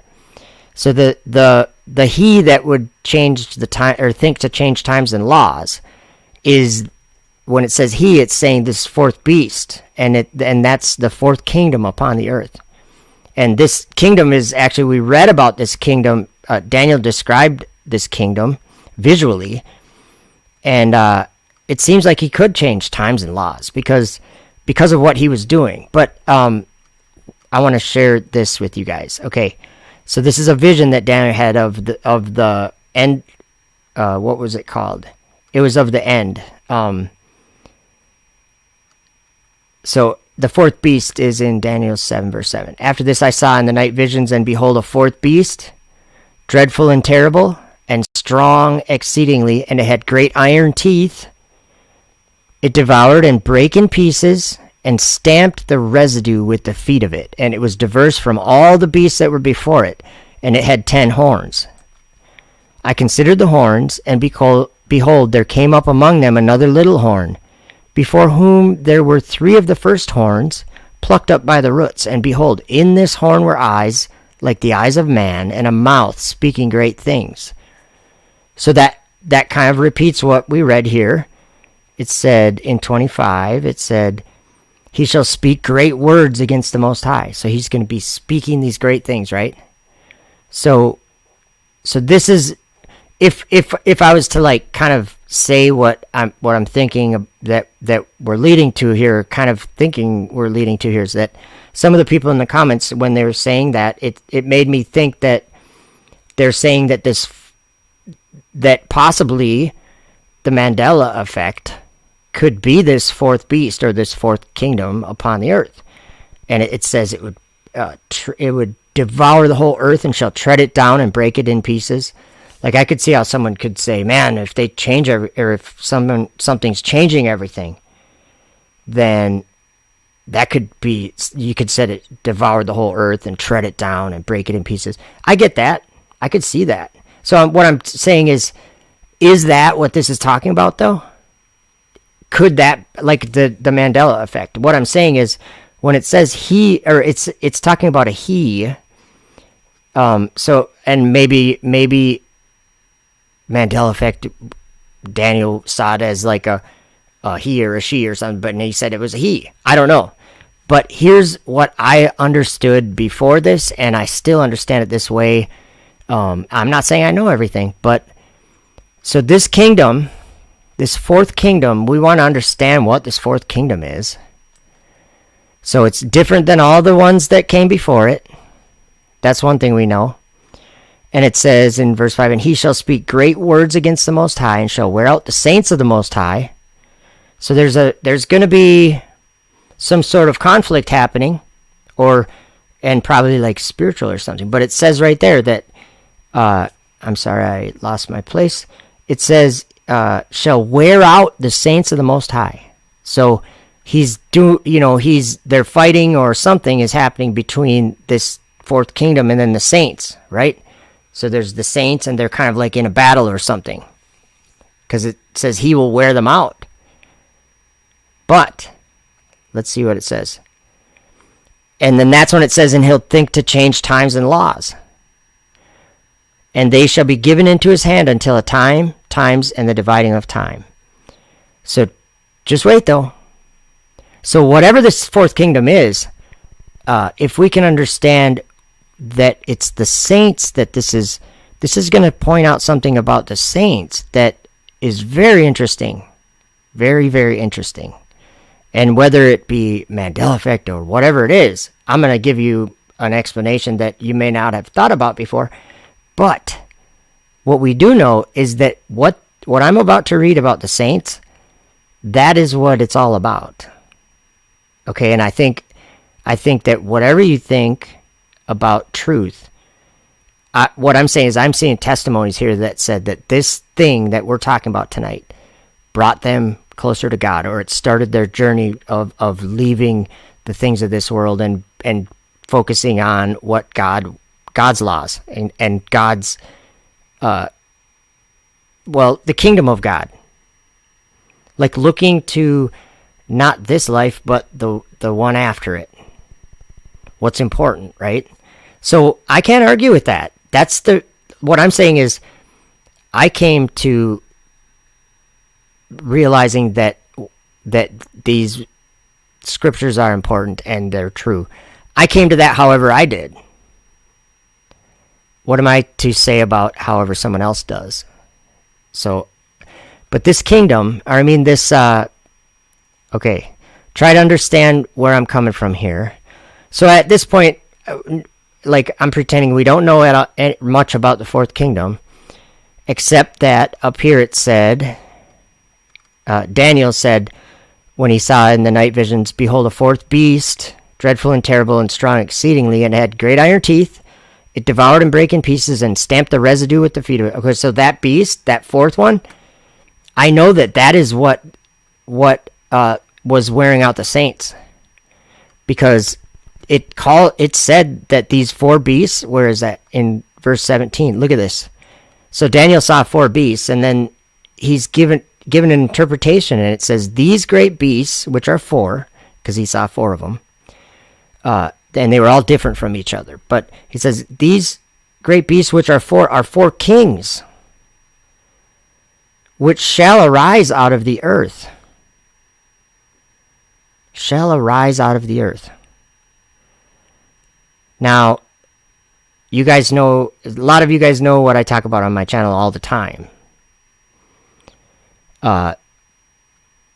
What, if I was just to ask you right now, is there something that was, not too long ago invented that arises out of the earth? Like the shuttle or a rocket? Before the shuttle or a rocket, there actually wasn't anything that would arise out of the earth. Now, it could also mean like a tree arises out of the earth, doesn't it? And also, if we look at that, if we look at that word, it also says stand. Like, so someone could come to power, and it would be calling them, they're arising to power.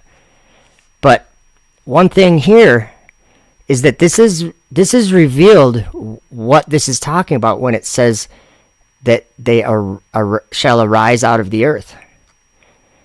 Because what is the kingdom that, okay, let me ask this. Who, when Jesus comes and he destroys these kingdoms, who reigns for 1,000 years on the earth or whatever? Who reigns for eternity? Well, that's Jesus. I'm saying in this story, that's Jesus. And his saints and the elect or the righteous or whatever you want to call them. In New Jerusalem, he says, them that overcome will I make a pillar in the temple of my God. So the temple of his God, which comes down out of out of heaven, which is called New Jerusalem, that's going to be like built with these overcoming people. I mean, part of it anyway, the pillars of it. He said, I will make you a pillar in the temple of my God, the ones that overcome. So that temple or that kingdom or New Jerusalem, that's the kingdom of Jesus Christ that comes and it will be destroying this kingdom. And that's what this vision in Daniel, it happens. I'll read about it. I'll read you a few things about it. So this is what happened in the vision. I saw in the night visions, and behold, one like the Son of Man came with the clouds of heaven, and came to the Ancient of Days, and they brought him near before him. And there was given him dominion and glory, and a kingdom that all people, nations, and languages should serve him. His dominion is an everlasting dominion, which shall not pass away, and his kingdom that which shall not be destroyed. So that kingdom, look what happened. Where is it here? So right before that, Daniel said, I beheld, that means to watch or to see or whatever. I beheld then because of the voice of the great words which the horn spake. So here we are again talking about this great words that this horn spake. I beheld even till the beast was slain and his body destroyed and given to the burning flame. We're talking about the end of days or the end of the age, and that's actually let me just go to the end of this vision, that the interpretation. So it's talking, this is where we are with the Mandela Effect, some of the comments. And so this fourth kingdom, first of all, we should probably be very careful when we're trying to understand this, because there's these 10 horns out of this kingdom, and there are 10 kings that shall arise, it says.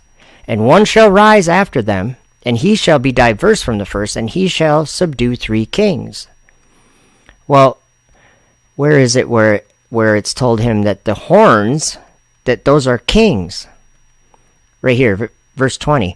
And of the 10 horns that were in his head, and of the other which came up, and before whom 3 fell. That's not the right verse. Where was it?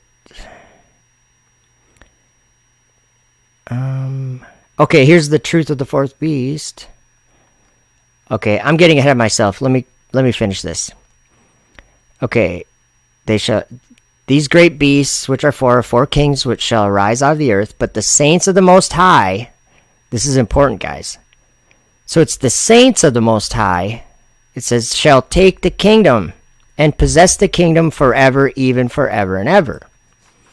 So just keep in mind which kingdom we're talking about. Talking about the kingdom of heaven, right? The kingdom, well, I suppose it would be earth too. It's the kingdom of, it's all things that were manifest, I guess. But the saints have something to do with this, because it says they'll take the kingdom. And my understanding of that would mean through war or through conflict of some kind, right? If they're taking it. And why would I think that? Because this fourth beast, you know what he was said to do here? He had a dominion that was taken by transgression. Is that in the next chapter? Let me think here. Let's see. Sorry, guys. Okay, here it is. Yeah, when it said his body was destroyed and given to the burning flame, that's when Jesus came and did that. It says, as concerning the rest of the beasts, they had their dominion taken away, yet their lives were prolonged for a season and time. So what is this talking about? Dominion. Which dominion is this talking about? Well, what dominion do the saints take? Or we're not the saints, but what kingdom and dominion? Where was that? Right here.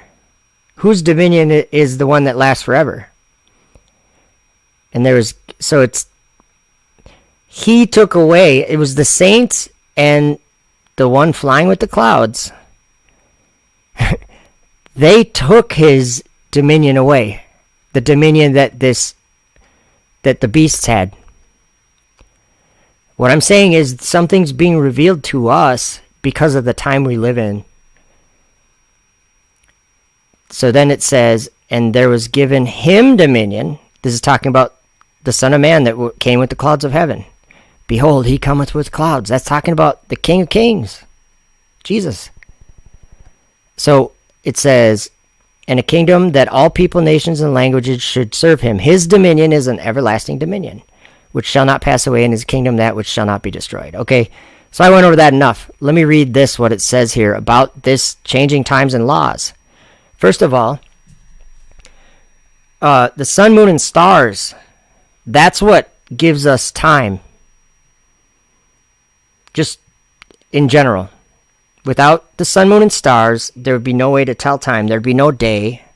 I guess it would all be night, wouldn't it? If there was no sun, moon, and stars, it would always be nighttime, right? Well, maybe.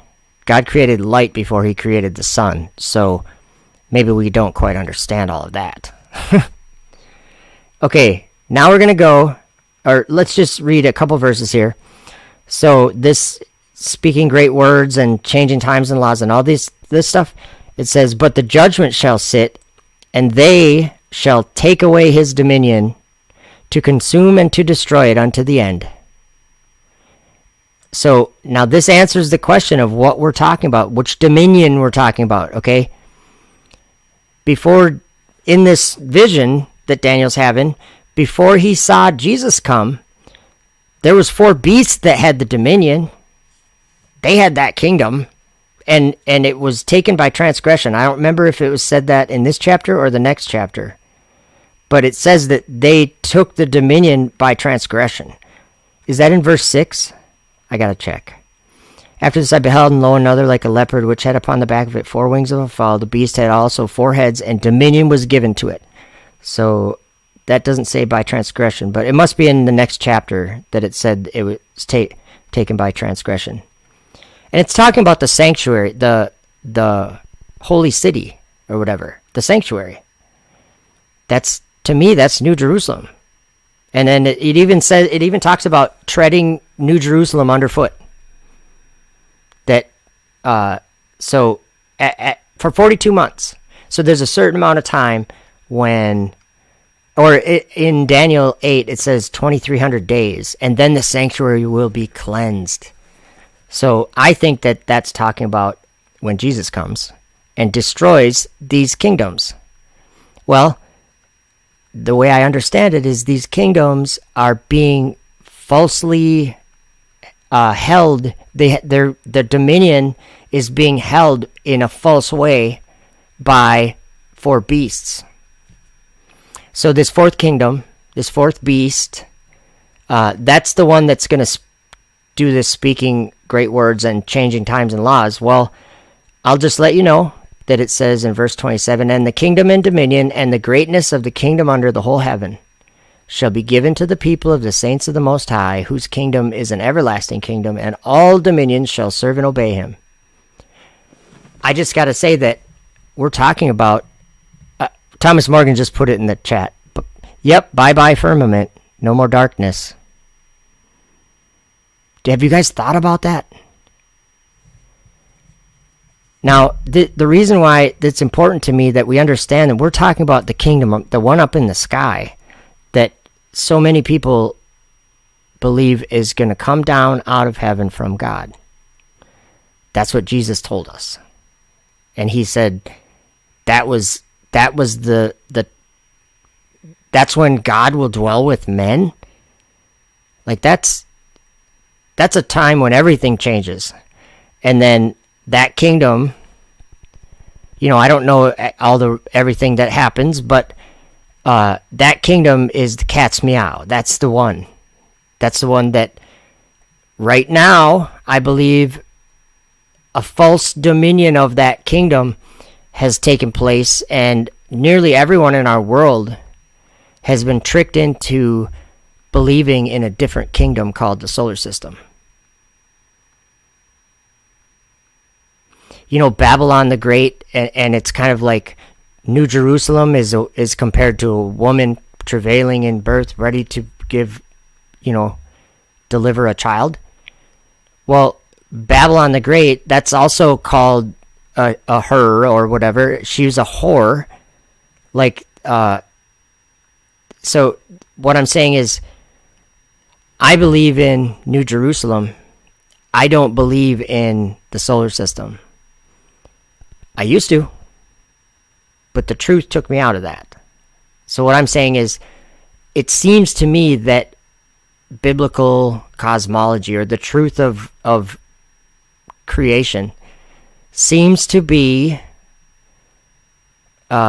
something that the saints, a device, a weapon, and it happens to be true, but it's a weapon that the saints ended up using to take that dominion away from who had it, who had taken it in sin. They took it because of sin. They didn't take it like God. They wasn't given to them by God. It was taken. And it said through transgression. That's in the next chapter. But I know I'm going on about this, but that's why I want you guys to understand that the space station and all this stuff that we have learned is false. I'll just say that. We've learned it's false. And there's something else that I see happening, and it's a negative thing, the way that I see it happening, but Brian Staveley in this video is actually going to talk about it a little bit, and it's going to give me an opportunity to point out, not that I don't believe Mandela Effect or something, but I do believe that I'm not saying it's a distraction or anything like that. What I'm saying is that maybe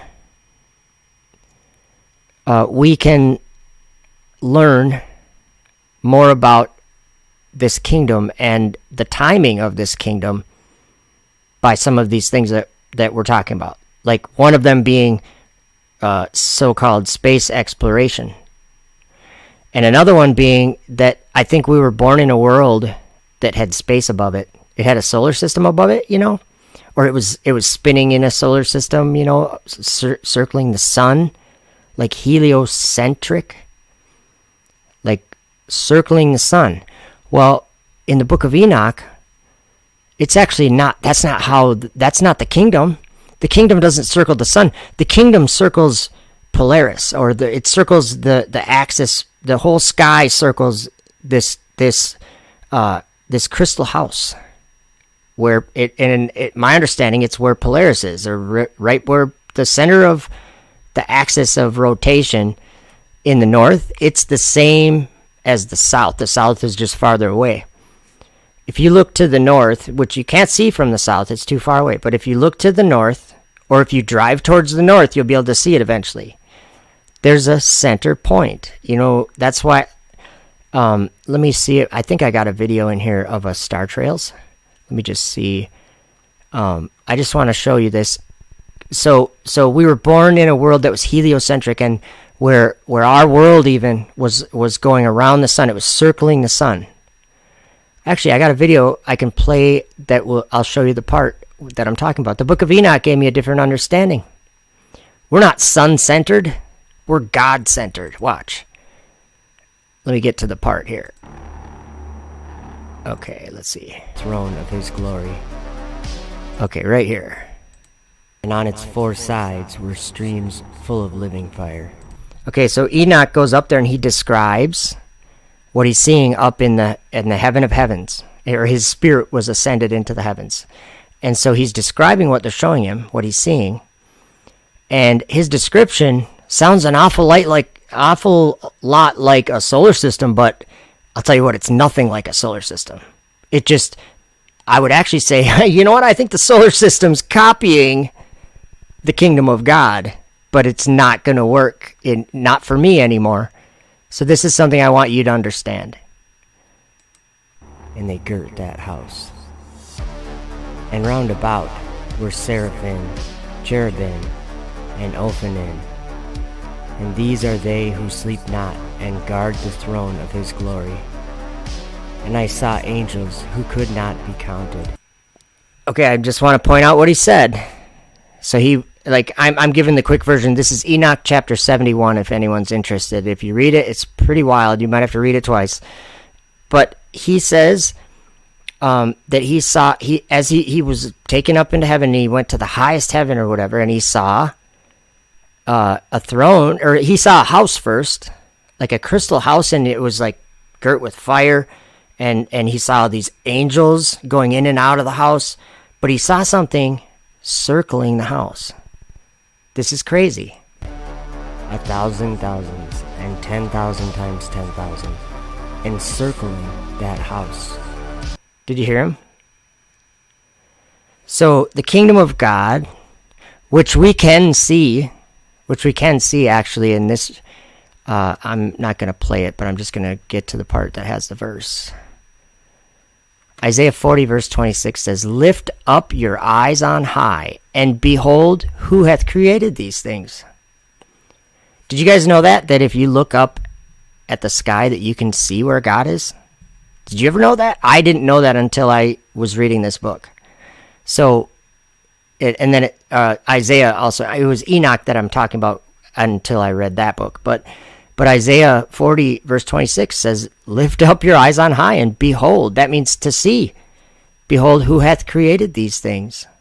Who that bringeth out their host by number, he calleth them all by names, by the greatness of his might, for that he is strong in power, not one faileth." So you have the place we were born, which is on a globe Earth that's literally falling around the sun. I don't like to say orbiting, because orbiting is just another way to say falling. So I like to say falling because I think we've misunderstood entirely the makeup of creation, and the earth is where it is. And a lot of people think when it says down to hell that it's from the earth's perspective, and it isn't necessarily. I'm sure that it's below the earth too. Hell, I mean, it's below the earth, I'm sure, but it's above the earth too, and it actually surrounds the earth. And we were taught that it was a solar system, and it is a bottomless pit where everything's completely falling perpetually.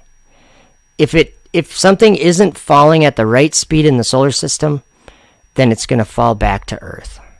Or in their theory, it's going to fall back to whatever body it's orbiting. Okay. But science, NASA would say that the darkness that they travel through, that they think they travel through, it's void of matter. It's a empty place of nothing, or essentially nothing, very close to nothing, and it's darkness. And so NASA even what's that guy's name? Oh, I'm having a block here. It's the guy that says space is so incredibly dark. It's a bottomless pit of deep black. So black it looks like it has a texture to it. Okay, so that kind of darkness that I'm talking about, that he's talking about, that was an astronaut on the ISS. I forget his name. Everybody knows his name. He's a common one, or he's a popular one. Chris Hadfield said that. They talk about the Earth looking like it's this oasis in a abyss of darkness. And even one of the astronauts, Jacques something, I forgot his last name, but he said he actually called space death. He said it's death.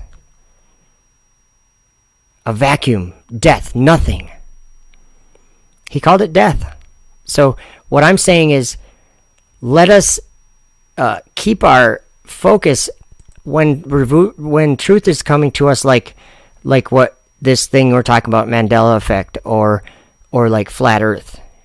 When that kind of truth comes into someone's understanding, I know the flat Earth part, that can make you understand everything in a different way and believe everything in a different way. And when you look back, you're like, whoa, this world is deceived if they're thinking what I used to think, right? So I just think it's important that we entertain these things. I'm not, I don't know anything that you don't know. I'm just saying we have to. Oh yeah, Thomas Morgan, he did call it that. Elon Musk called space the good abyss. And I just say there is no good abyss. We got comments back up. So thank you, Salted Cedar. 18 people like that comment. And I know I'm all over the place. Thank you, Gary Joseph, for your comment and your input.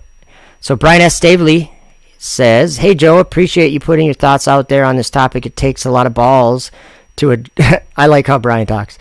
To address this these days. Obviously, I disagree with your opinion on the topic, but I feel if you actually look into this a bit, you will see it.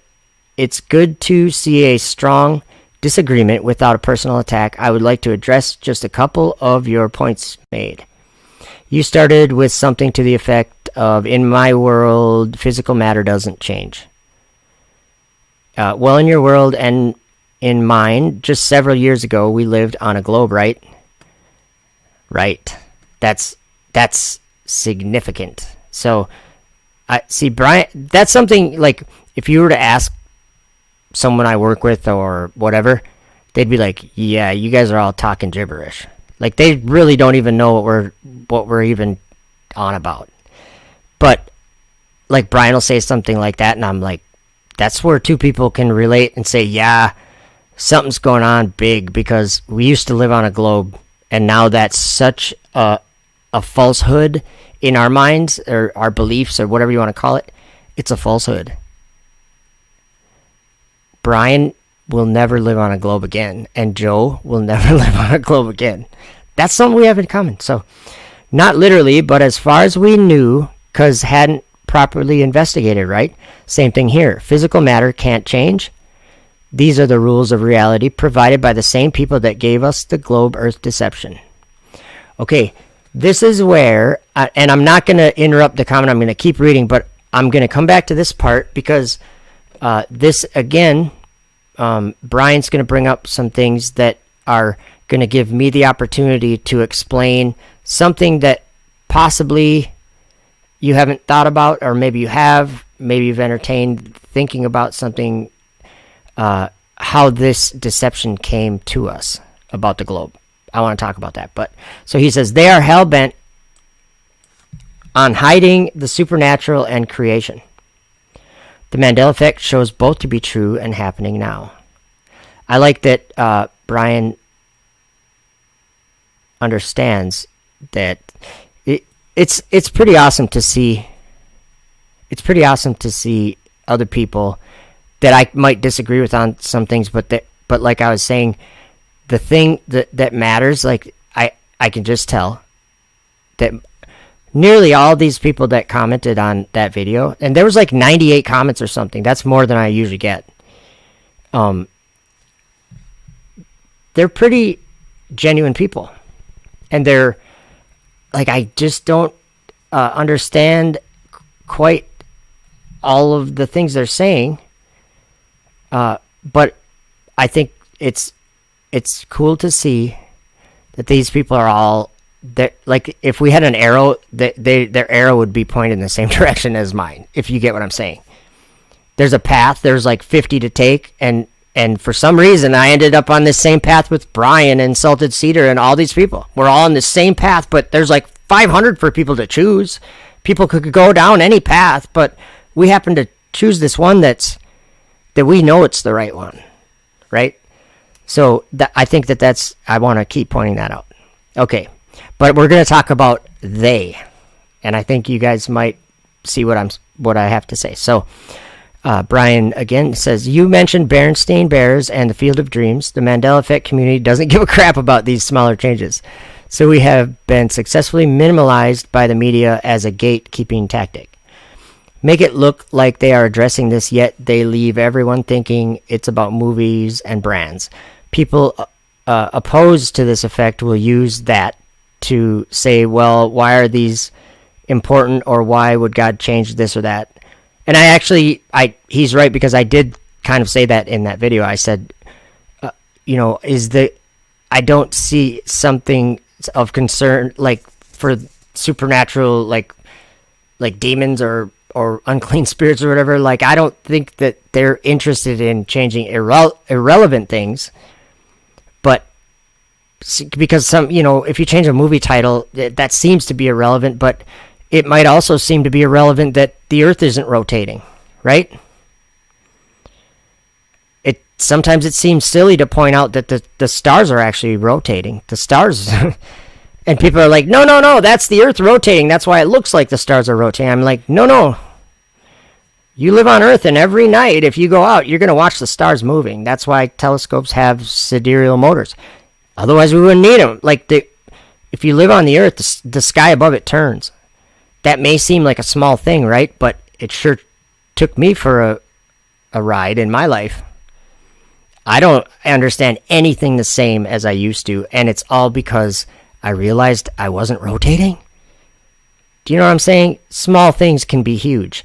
And actually, I will probably play that recording I just made, but the end line of it is something like, small things. I'm not going to screw it up. I'll let it say it, but I probably will play that. But okay, so Brian says, where was I? Sorry. Okay, the truth is those are just some of the probably millions of changes. Why don't people who think it isn't real ever focus on the bigger changes, like the land masses of Earth being in the wrong spot, human anatomy changing under your skin, and much more? That is what we are really on about, mate. Well, now, some of that I need to get a little more. I'm going to listen to Brian. Look it down here. He left me a nice playlist that I already started watching. See, now, that's one thing I just got to say. That's awesome. Again, someone's giving out free info. Free info for Joe. Hey, here's some free info. And they even say they appreciate my thoughts. You guys got to understand that this kind of communication is perceived by most people as not important. Like me going over comments. That doesn't sound like a very good video, but I'm going to learn more in this video than probably if I was alone doing this. Just by having the chat there, and then there will be comments in this video about what we're talking about. It's like I just know that's how God works. He uses people, and that was one of the comments that was what Airborne Saint said. I can't show you this. You have to see it for yourself. So there you go. Okay, so what I might do, let's just finish reading here. Sorry, I keep getting distracted. The Bible changes have nothing to do with translation issues. I suggest you watch some of my Bible changes videos alone and see what you honestly remember reading in your Bible. Then check the copy in your own house. It will reflect the new reality. Some of these changes we have watched happen incrementally. Some of the changes in the Bible happen just weeks or months before huge agendas are rolled forward, like the C word. Matthew 18, verse 20, brother, fill in the blank. Where two or blank gather, there I'm in the midst. And I got to fill in the blank with 3, but I see what he's pointing out here. He says, did you say 2 or more? Because that comes to mind too. 2 or 3 or 2 or more. But Brian makes a good point here that actually saying 2 or 3 kind of makes less sense than saying 2 or more. Because I'll just read his comment. Did you say 2 or more? That is what everyone I have asked everyone. Oh, I have asked, including, sorry if I read that wrong, including preachers on camera with Bibles in their hand have said that has changed. Just before the C word, I don't even like saying that anymore. When they started limiting gatherings, now it says where 2 or 3 gather, there I am in the midst. As in the presence of God won't be there if you have more than 3. And I totally get that, what you're saying. I even warned that pastors would use this changed scripture to scare Christians to stay in the house. And sure enough, they did. Governor Holcomb of Indiana did exactly this. Do you remember 2 or more? Open your Bible. I'm not asking you to get a random translation or go online. However, you can do that. You will find the same. I know you say you don't believe anything has changed. You clearly haven't looked at all. So that I would say it could be like I hope showing the Revelation 13 and 12 thing about standing on the sand of the sea and it being the dragon.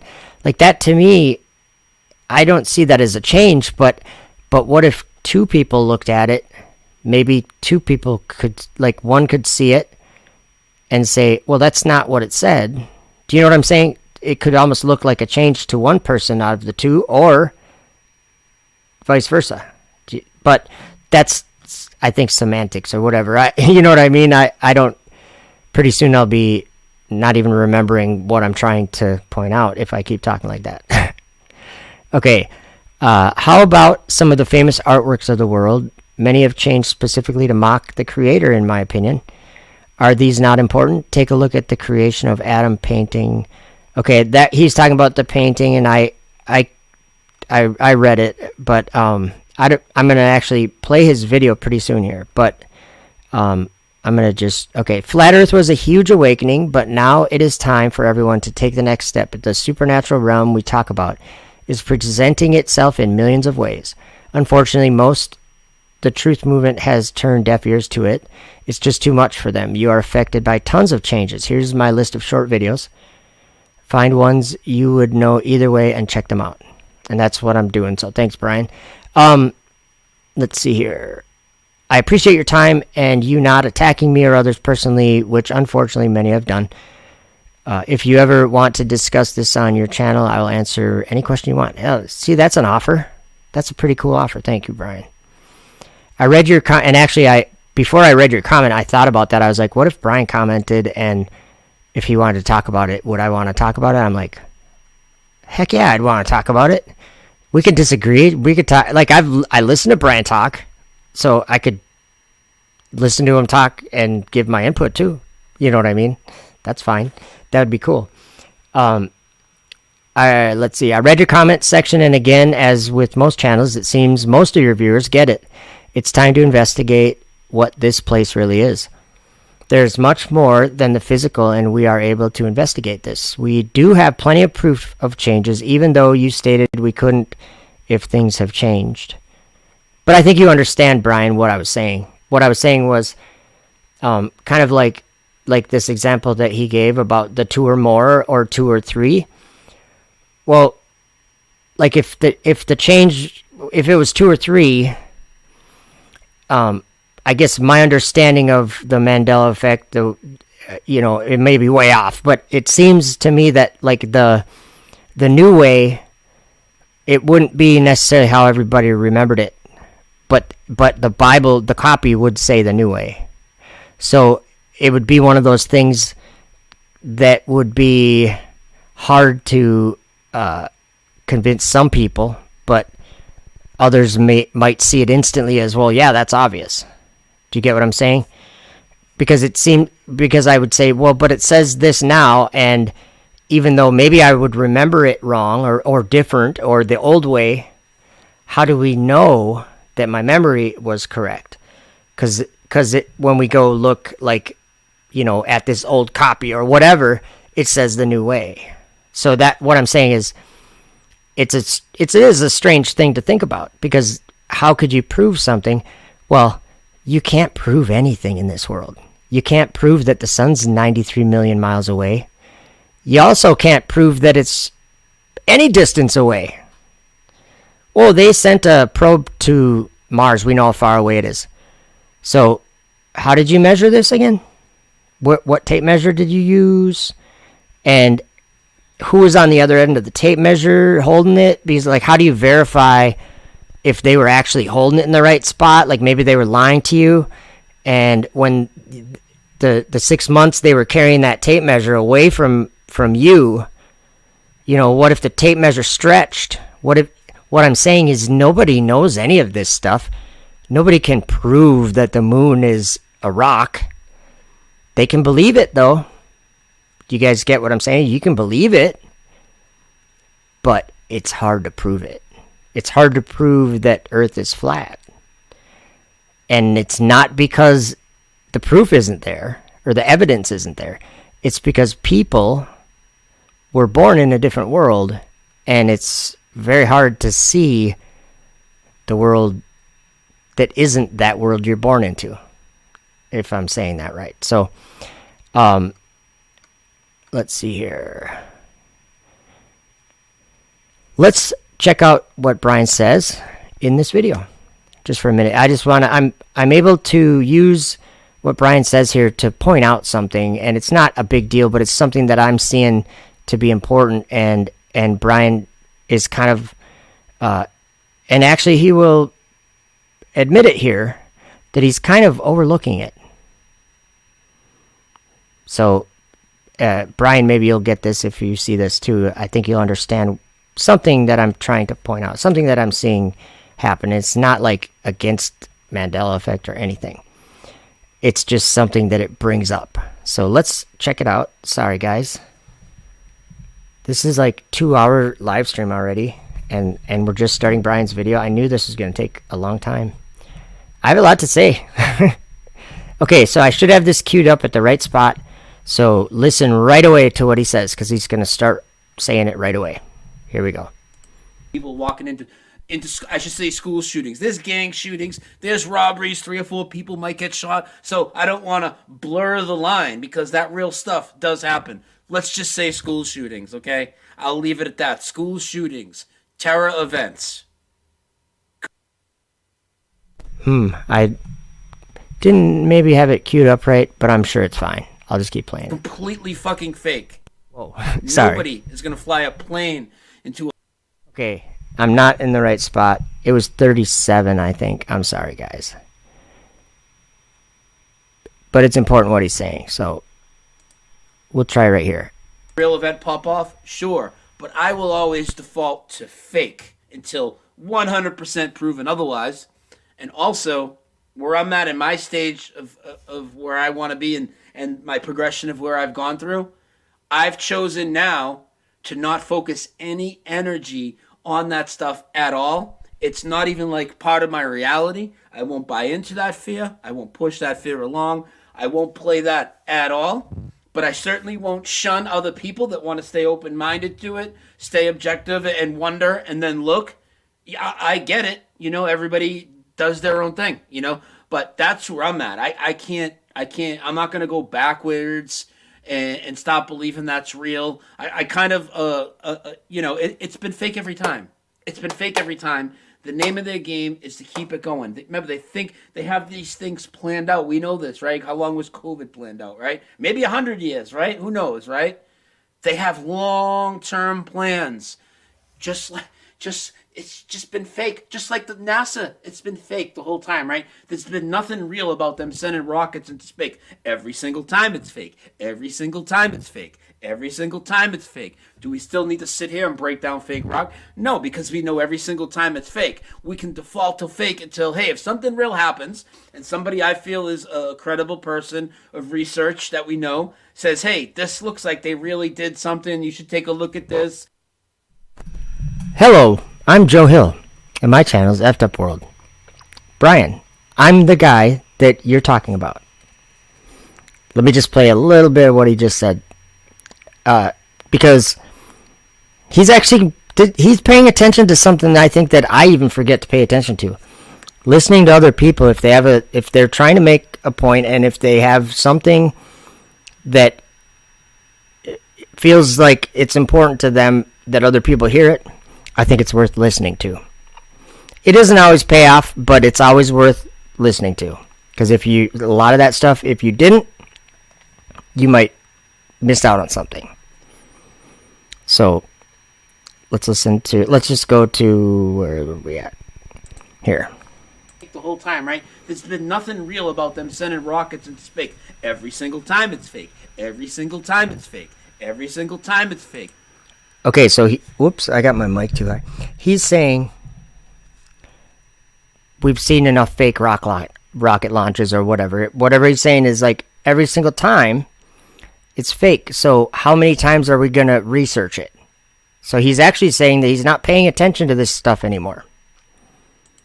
Do we still need to sit here and break down fake rock? No, because we know every single time it's fake. We can default to fake until, hey, if something real happens and somebody I feel is a credible person of research that we know says, I'm a credible person of research that you know.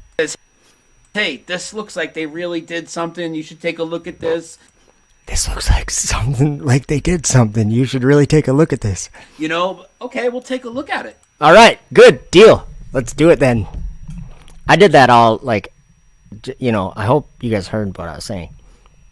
Brian, and this is, like, if I know there's so many channels to go to and everything. Brian may never have seen my videos ever until the one that I named Mandela Effect. I mean, maybe he found it that way or someone told him. But I don't know if Brian's even subscribed to my channel. I don't know. But I do know that he just mentioned if someone came along and said, look, what they're doing is it's worth looking into, then we're going to look or whatever. Like a person that's, I think, like what Brian was saying, we both know we're not on a globe. Okay? So there's two things. He says they a lot. Let me let him talk for just a minute here.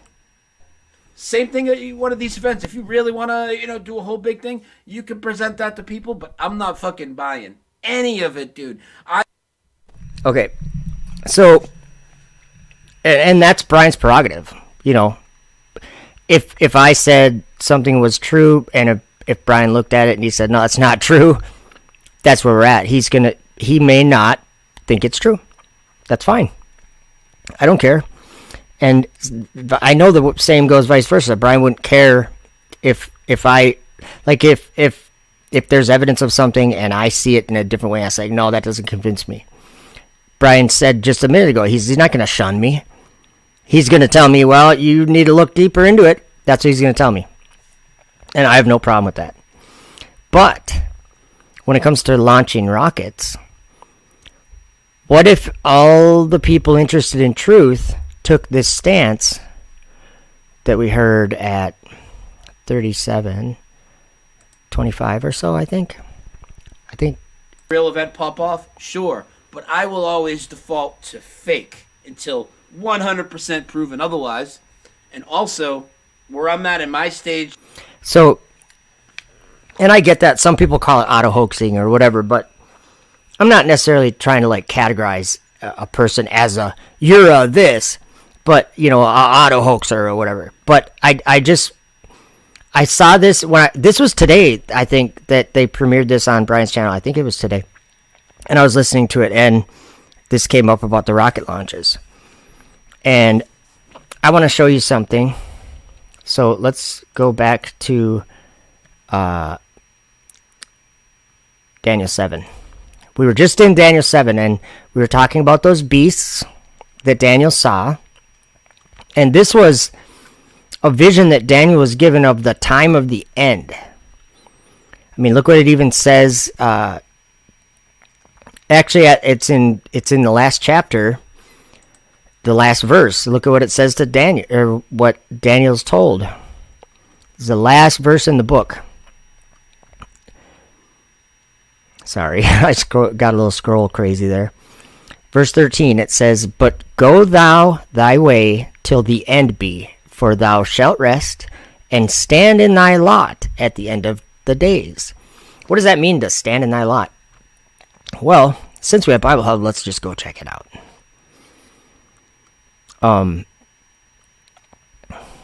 The Hebrew. Just see what it says. But yeah, do you guys see what... we're going to talk about these beasts because Daniel gave a visual description of these beasts. And the visual description that he gives describes in a crazy way rockets and the space shuttle and things. So now, do I know if that's what he was describing? No. But I'm almost sure, because words have meaning, and Daniel used words that when we, if I tell you that I have a striped kitten that's, tan and brown, do you guys notice that in your mind you just pictured a cat with some sort of stripes and a tan and brown, however they were on there, but you pictured a cat, right? That was because I said the word cat or kitten, whatever. You guys knew what I was talking about, and you had a visual image in your mind that you quickly created from the words that I said. A green apple or a red apple. You just saw two different apples, right? In your mind, I'm saying, with your mind's eye or whatever you want to call it. You were thinking and you visualized a green apple. It's the same shape as the red apple, but there's something distinctly different. It was that I used the word green or that I used the word red. So that's how if we were going to visualize something. So if we're sent a vision and we were told to write it down what we saw, we would simply write down what we saw. So let's see what it says here. Look at what it says here. It says, "To your inheritance. For you shall rest and will arise to your inheritance at the end of the days." That reminds me of resurrection. And that actually reminds me of what Jesus said. He said that it was his Father's will, and I will raise you up on the last day. That's what this was just told to Daniel. Thou shalt rest and will arise to your inheritance at the end of the days. So you guys understand that the way I do now? There's a promised land. Well, I think you guys will see Daniel there at the end of the days. It's written a few times in the Old Testament. It says, "I will take you from among the heathen and will place you in your own land." Zulu 1. That's what God said. He said he will place you in your own land. Then he said to Ezekiel, he said, "I will put a new spirit in you. And that's in Zechariah. He says, "And you will say, the Lord is my God. And I will be your," I don't know exactly how it says it. What I'm saying is that all throughout these prophets of the scriptures, it's talking about people being taken out of the world's wickedness and placed in their own land. And it was a promised land. It was an inheritance. What was it? Abraham stepped out. He had faith, and he stepped out and went into for that inheritance, but he didn't know where he was going. So it was like he stepped out in faith. But he was going to that promised land, that inheritance. Okay, so that's my understanding here. Daniel will be there too, and so will all these guys. And we'll I don't know how it all works, but I'm just saying, those guys are I think are here in spirit or whatever. They're teaching us these things. Like we're talking about Daniel, right? Well, want me to show you something really kind of strange? If we're talking about Mandela Effect, this one might be a kind of like weird thing of its own. But it's okay. So what are we doing right now? We're reading the book of Daniel. So like a long time ago, a guy named Daniel lived a life, and during his life he was sent some visions, and he interpreted some dreams and things. But he wrote it down in a book, and we have the book, right? So we're reading the book, and it's like, oh yeah, men wrote the Bible. That's just a book. Okay, yep, it's just a book. But what if? Okay, what it said here in Daniel 12 verse 13, it was the angel or whatever was saying to Daniel, "Go rest, and then you will arise to your inheritance at the end of the days." So check this out. This is something like, this is, I'm going to say the word on it. It might not sound the way I'm thinking. Mandela Effect-y. Like, this is like in the same kind of category as a Mandela Effect. This is weird. In Daniel 8, this is like a continuation of his dream that he had in Daniel 7 that we've just been looking at, about the kingdom and about the Son of Man coming and having a dominion, that it just wiped out those kingdoms and it will reign forever, right? So it was the saints that took that dominion from, like, think of flat earth. Just think about what's happening. How many of you don't believe in space because of flat earth? Well, I think that's what that's talking about. If you were to convince more people that space is not what they say space is, and if you said, well, no, there's actually a throne there, and there's a kingdom there. What I'm saying is, hi, Angela, baby Carson. I recognize you from, I think, Jeranism's channel. I see you there quite a bit, and maybe other channels too. Quite a few other channels, I think. Welcome.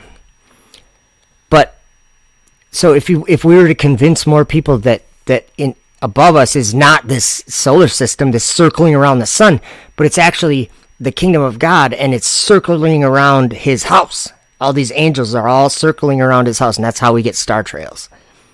Because that's what's happening. That's the kingdom up there. And Isaiah 40, it said that you can look up there and you can see the one who created all these things. So I take that seriously. When I look up at the sky, that's the kingdom of God and all of his angels and his whatever. He calls them all by name, his stars or whatever.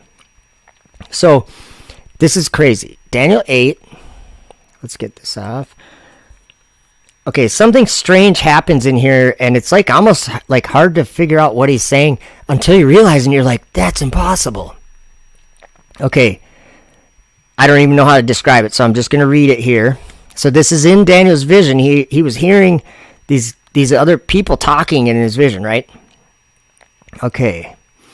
And this also is right after, again, for people who are trying to understand what I'm saying, is that I'm saying that these beasts that Daniel saw in his vision, that they were machines that we have in our world today that explore space. They're the vehicles that go from the earth out of the earth, or whatever we want to call that, above the earth or whatever. It says, and it waxed great even to the host of heaven, this thing that Daniel saw. And for some good contemplating for you in your own time, read Daniel 8, verses 1 through 10. That's the one that I have highlighted. and tell me if you think it sounds exactly like a rocket launch with the stage separations. And you know how like a new part of the rocket comes and they break apart, they break into pieces. That's what Daniel said, the fourth beast, it broke into pieces and it had great iron teeth. Like he was describing what he was seeing, so I'm just saying it makes sense. But the last thing that this last part of this thing that kept sending these horns up further, it says, and it waxed great even to the host of heaven, and it cast down some of the hosts and of the stars to the ground, and stamped upon them. Yea, he magnified himself even to the prince of the host. Okay. So, okay, this is the part where it says the transgression. And what is it? It's taken... Okay, sorry. And by him, the daily sacrifice was taken away, and the place of his sanctuary was cast down. And an host was given him against the daily sacrifice by reason of transgression, and it cast down the truth to the ground, and it practiced and prospered. There's that word truth again. Think about that. So then this is the part that's like kind of strange. I'll just say it's weird to think about until you think about it and you're like, how could that be possible that I just read that? Okay. So this is Daniel describing his vision. He says, then I heard one saint speaking. Okay. And I got to give it some more context. This vision here. He's told in this vision right here, O son of man, for at the time of the end shall be the vision. Okay. He's told that this is at the end. This is a long time in the future. And so he's, check this out. Verse 13, let me zoom in so you guys can see it real good. Then I heard one saint speaking, and another saint said to unto that certain saint which spake, how long shall be the vision concerning the daily sacrifice and the transgression of desolation, to give both the sanctuary and the host to be trodden under foot? So he sees two people, and he's calling them saints. And one of them says, how long shall be... Okay, what are we talking about right now, you guys? Just think about this. Oh, yeah, for sure, Angela. You can have a wrench. I should have done that earlier. You're a moderator for the channel. The rules are as follows. Just kidding. Okay, so first of all, keep in mind that this says in that vision that the sanctuary was, and the host were going to be trodden underfoot. That's what the vision was, and that's what took the daily sacrifice away. So this one saint, he's seeing this in the vision of at the end. So he's seeing these people at the end times. And he's like, one of them said to the other one, how long is this vision going to be? Just think about that. That's crazy. Who would think of that? And then he says, and he said unto me, unto 2,300 days, then shall the sanctuary be cleansed. Okay. So what that just said was he heard in his vision or his dream or whatever, he saw the future people, two of them, talking to each other about the vision that he's having in the past. Like he's having this vision, well, whatever, I'll just say 3,000 years ago. I don't know how long ago. 3,000 years ago, a guy has a vision, and in his vision, he sees the end times. He sees the end of the world. And so in that vision, he sees two of the people that are living at the end of the world talking to each other about his vision. That's weird. I hope I'm getting that across the way I see it. So he's talking about the vision, and they're even specifically saying about the daily sacrifice part and the transgression of desolation to give both the sanctuary and the host to be trodden underfoot. That was the dominion that the saints took away in the last chapter. It's actually the kingdom and dominion that Jesus has during the millennium. before Jesus came, or I'm saying it like it's in the past, and it's not, but before Jesus comes on the clouds and destroys that fourth kingdom, there was a false dominion of the host of heaven. You guys, this is about space exploration. The whole idea of going into the solar system. It's a trick. It's not a solar system. It's a bottomless pit. And you can ask any of your scientists at NASA or anything. They also believe that it's a place where everything's falling and there is no bottom. Example, the space station, according to NASA, the space station was launched and started to be assembled in 1998. And it's been falling ever since. And it still hasn't got to the bottom. Think about that. So what NASA tells us, and I'm just saying NASA because it's just like what science or whatever these scientism, what they tell us is that place of darkness, they tell us exactly that it's exactly what the Bible tells us that hell is. Or Sheol. A place where evil spirits await resurrection. And actually it says that it brings that up here in Daniel 12, where some will awake to everlasting contempt or something like that. My computer's going slow now, but okay. So what I'm gonna do, since this is almost 3 hours and I'm not, my computer's going really slow here. I don't know why. Okay, so I thought that was kind of interesting that he was that's like a weird cycle where you're shown a vision and then in the vision you see two people in the future talking about your vision and saying, how long is this vision for? Like you want to know how many conversations he could be listening into? Get it? Like a lot of people are talking about that, just in my comments section. He will think to change times and laws. So maybe he heard one of you. You know what I'm saying? Or maybe he heard people talking about it. However that's possible. But it says he's going to stand in thy lot at the end of days. I think, and also in 2nd Esdras it says that, I don't remember how it worded it, but that the prophets would be sent to, and it named all these prophets and who wrote the scriptures. So it was like all of the prophets that they would be sent. Like, I don't know how that works, but Thomas Morgan says Daniel was watching Effed Up World.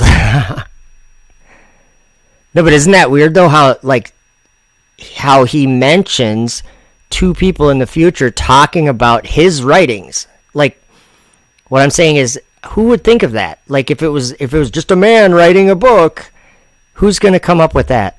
It's crazy. Maybe some people are more creative than I am, but I would have to say that it's the Word of God that came up with it. So I'm kind of losing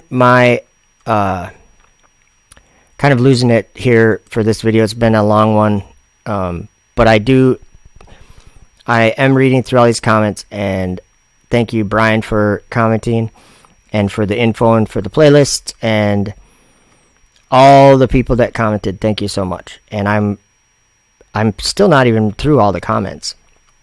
West Texas says, I agree, the Bible isn't changing. Mandela Effect. Paul says Mandela Effect equals man's vain imagination. So there are some. Rebecca Rogers says, you're correct, Joe. There's no Mandela Effect. There's lots of people on both sides. Cassandra Risque says, it is real. Trevor Lageson says, I think big money can create doubt by gaslighting what was true and creating this Mandela narrative. So there's, on both sides of the coin, or whatever you want to call it, Chris Christensen says, we need to just rename the Mandela Effect mass mismemory effect. That's see, like that, I don't think that should be taken as like an offensive thing either. If you're a Mandela, oh, I'm sorry, I got the screen screwed up. Sorry, guys. I don't think it should be taken like with offense because he's saying kind of something that even the people who believe in Mandela Effect are sort of saying. Because some people might remember one way and some people might remember another way, and maybe that's who sees it and who doesn't or whatever. But I think you get what I'm saying. There's some mismemory in probably every single way that people are believing it, whether it be them mismemory or someone else memorizing or whatever I'm trying to say. I'm losing it. So thank you for the comments though, and leave comments here too under this video, and I plan on reading them. So they look at that weird guy. All right. Let's see if I think I've got something to say. Oh, Montagraph copied me, you guys know, unless he didn't see my video. You guys know Montagraph? He made a sign language interpreter video. And let me just remind you. Introduce Vice President Harris. I'll never forget getting out of my seat on my first space flight in 2001 and looking out the window for the very first time. You see the Earth as this big round ball just floating there in the blackness of space, and you immediately get this sense how we are all in this together. And I know that everybody in this room understands how important space will be, understanding the causes and effects of global climate change. Space-based scientific research is crucial. Lastly, and this is something that's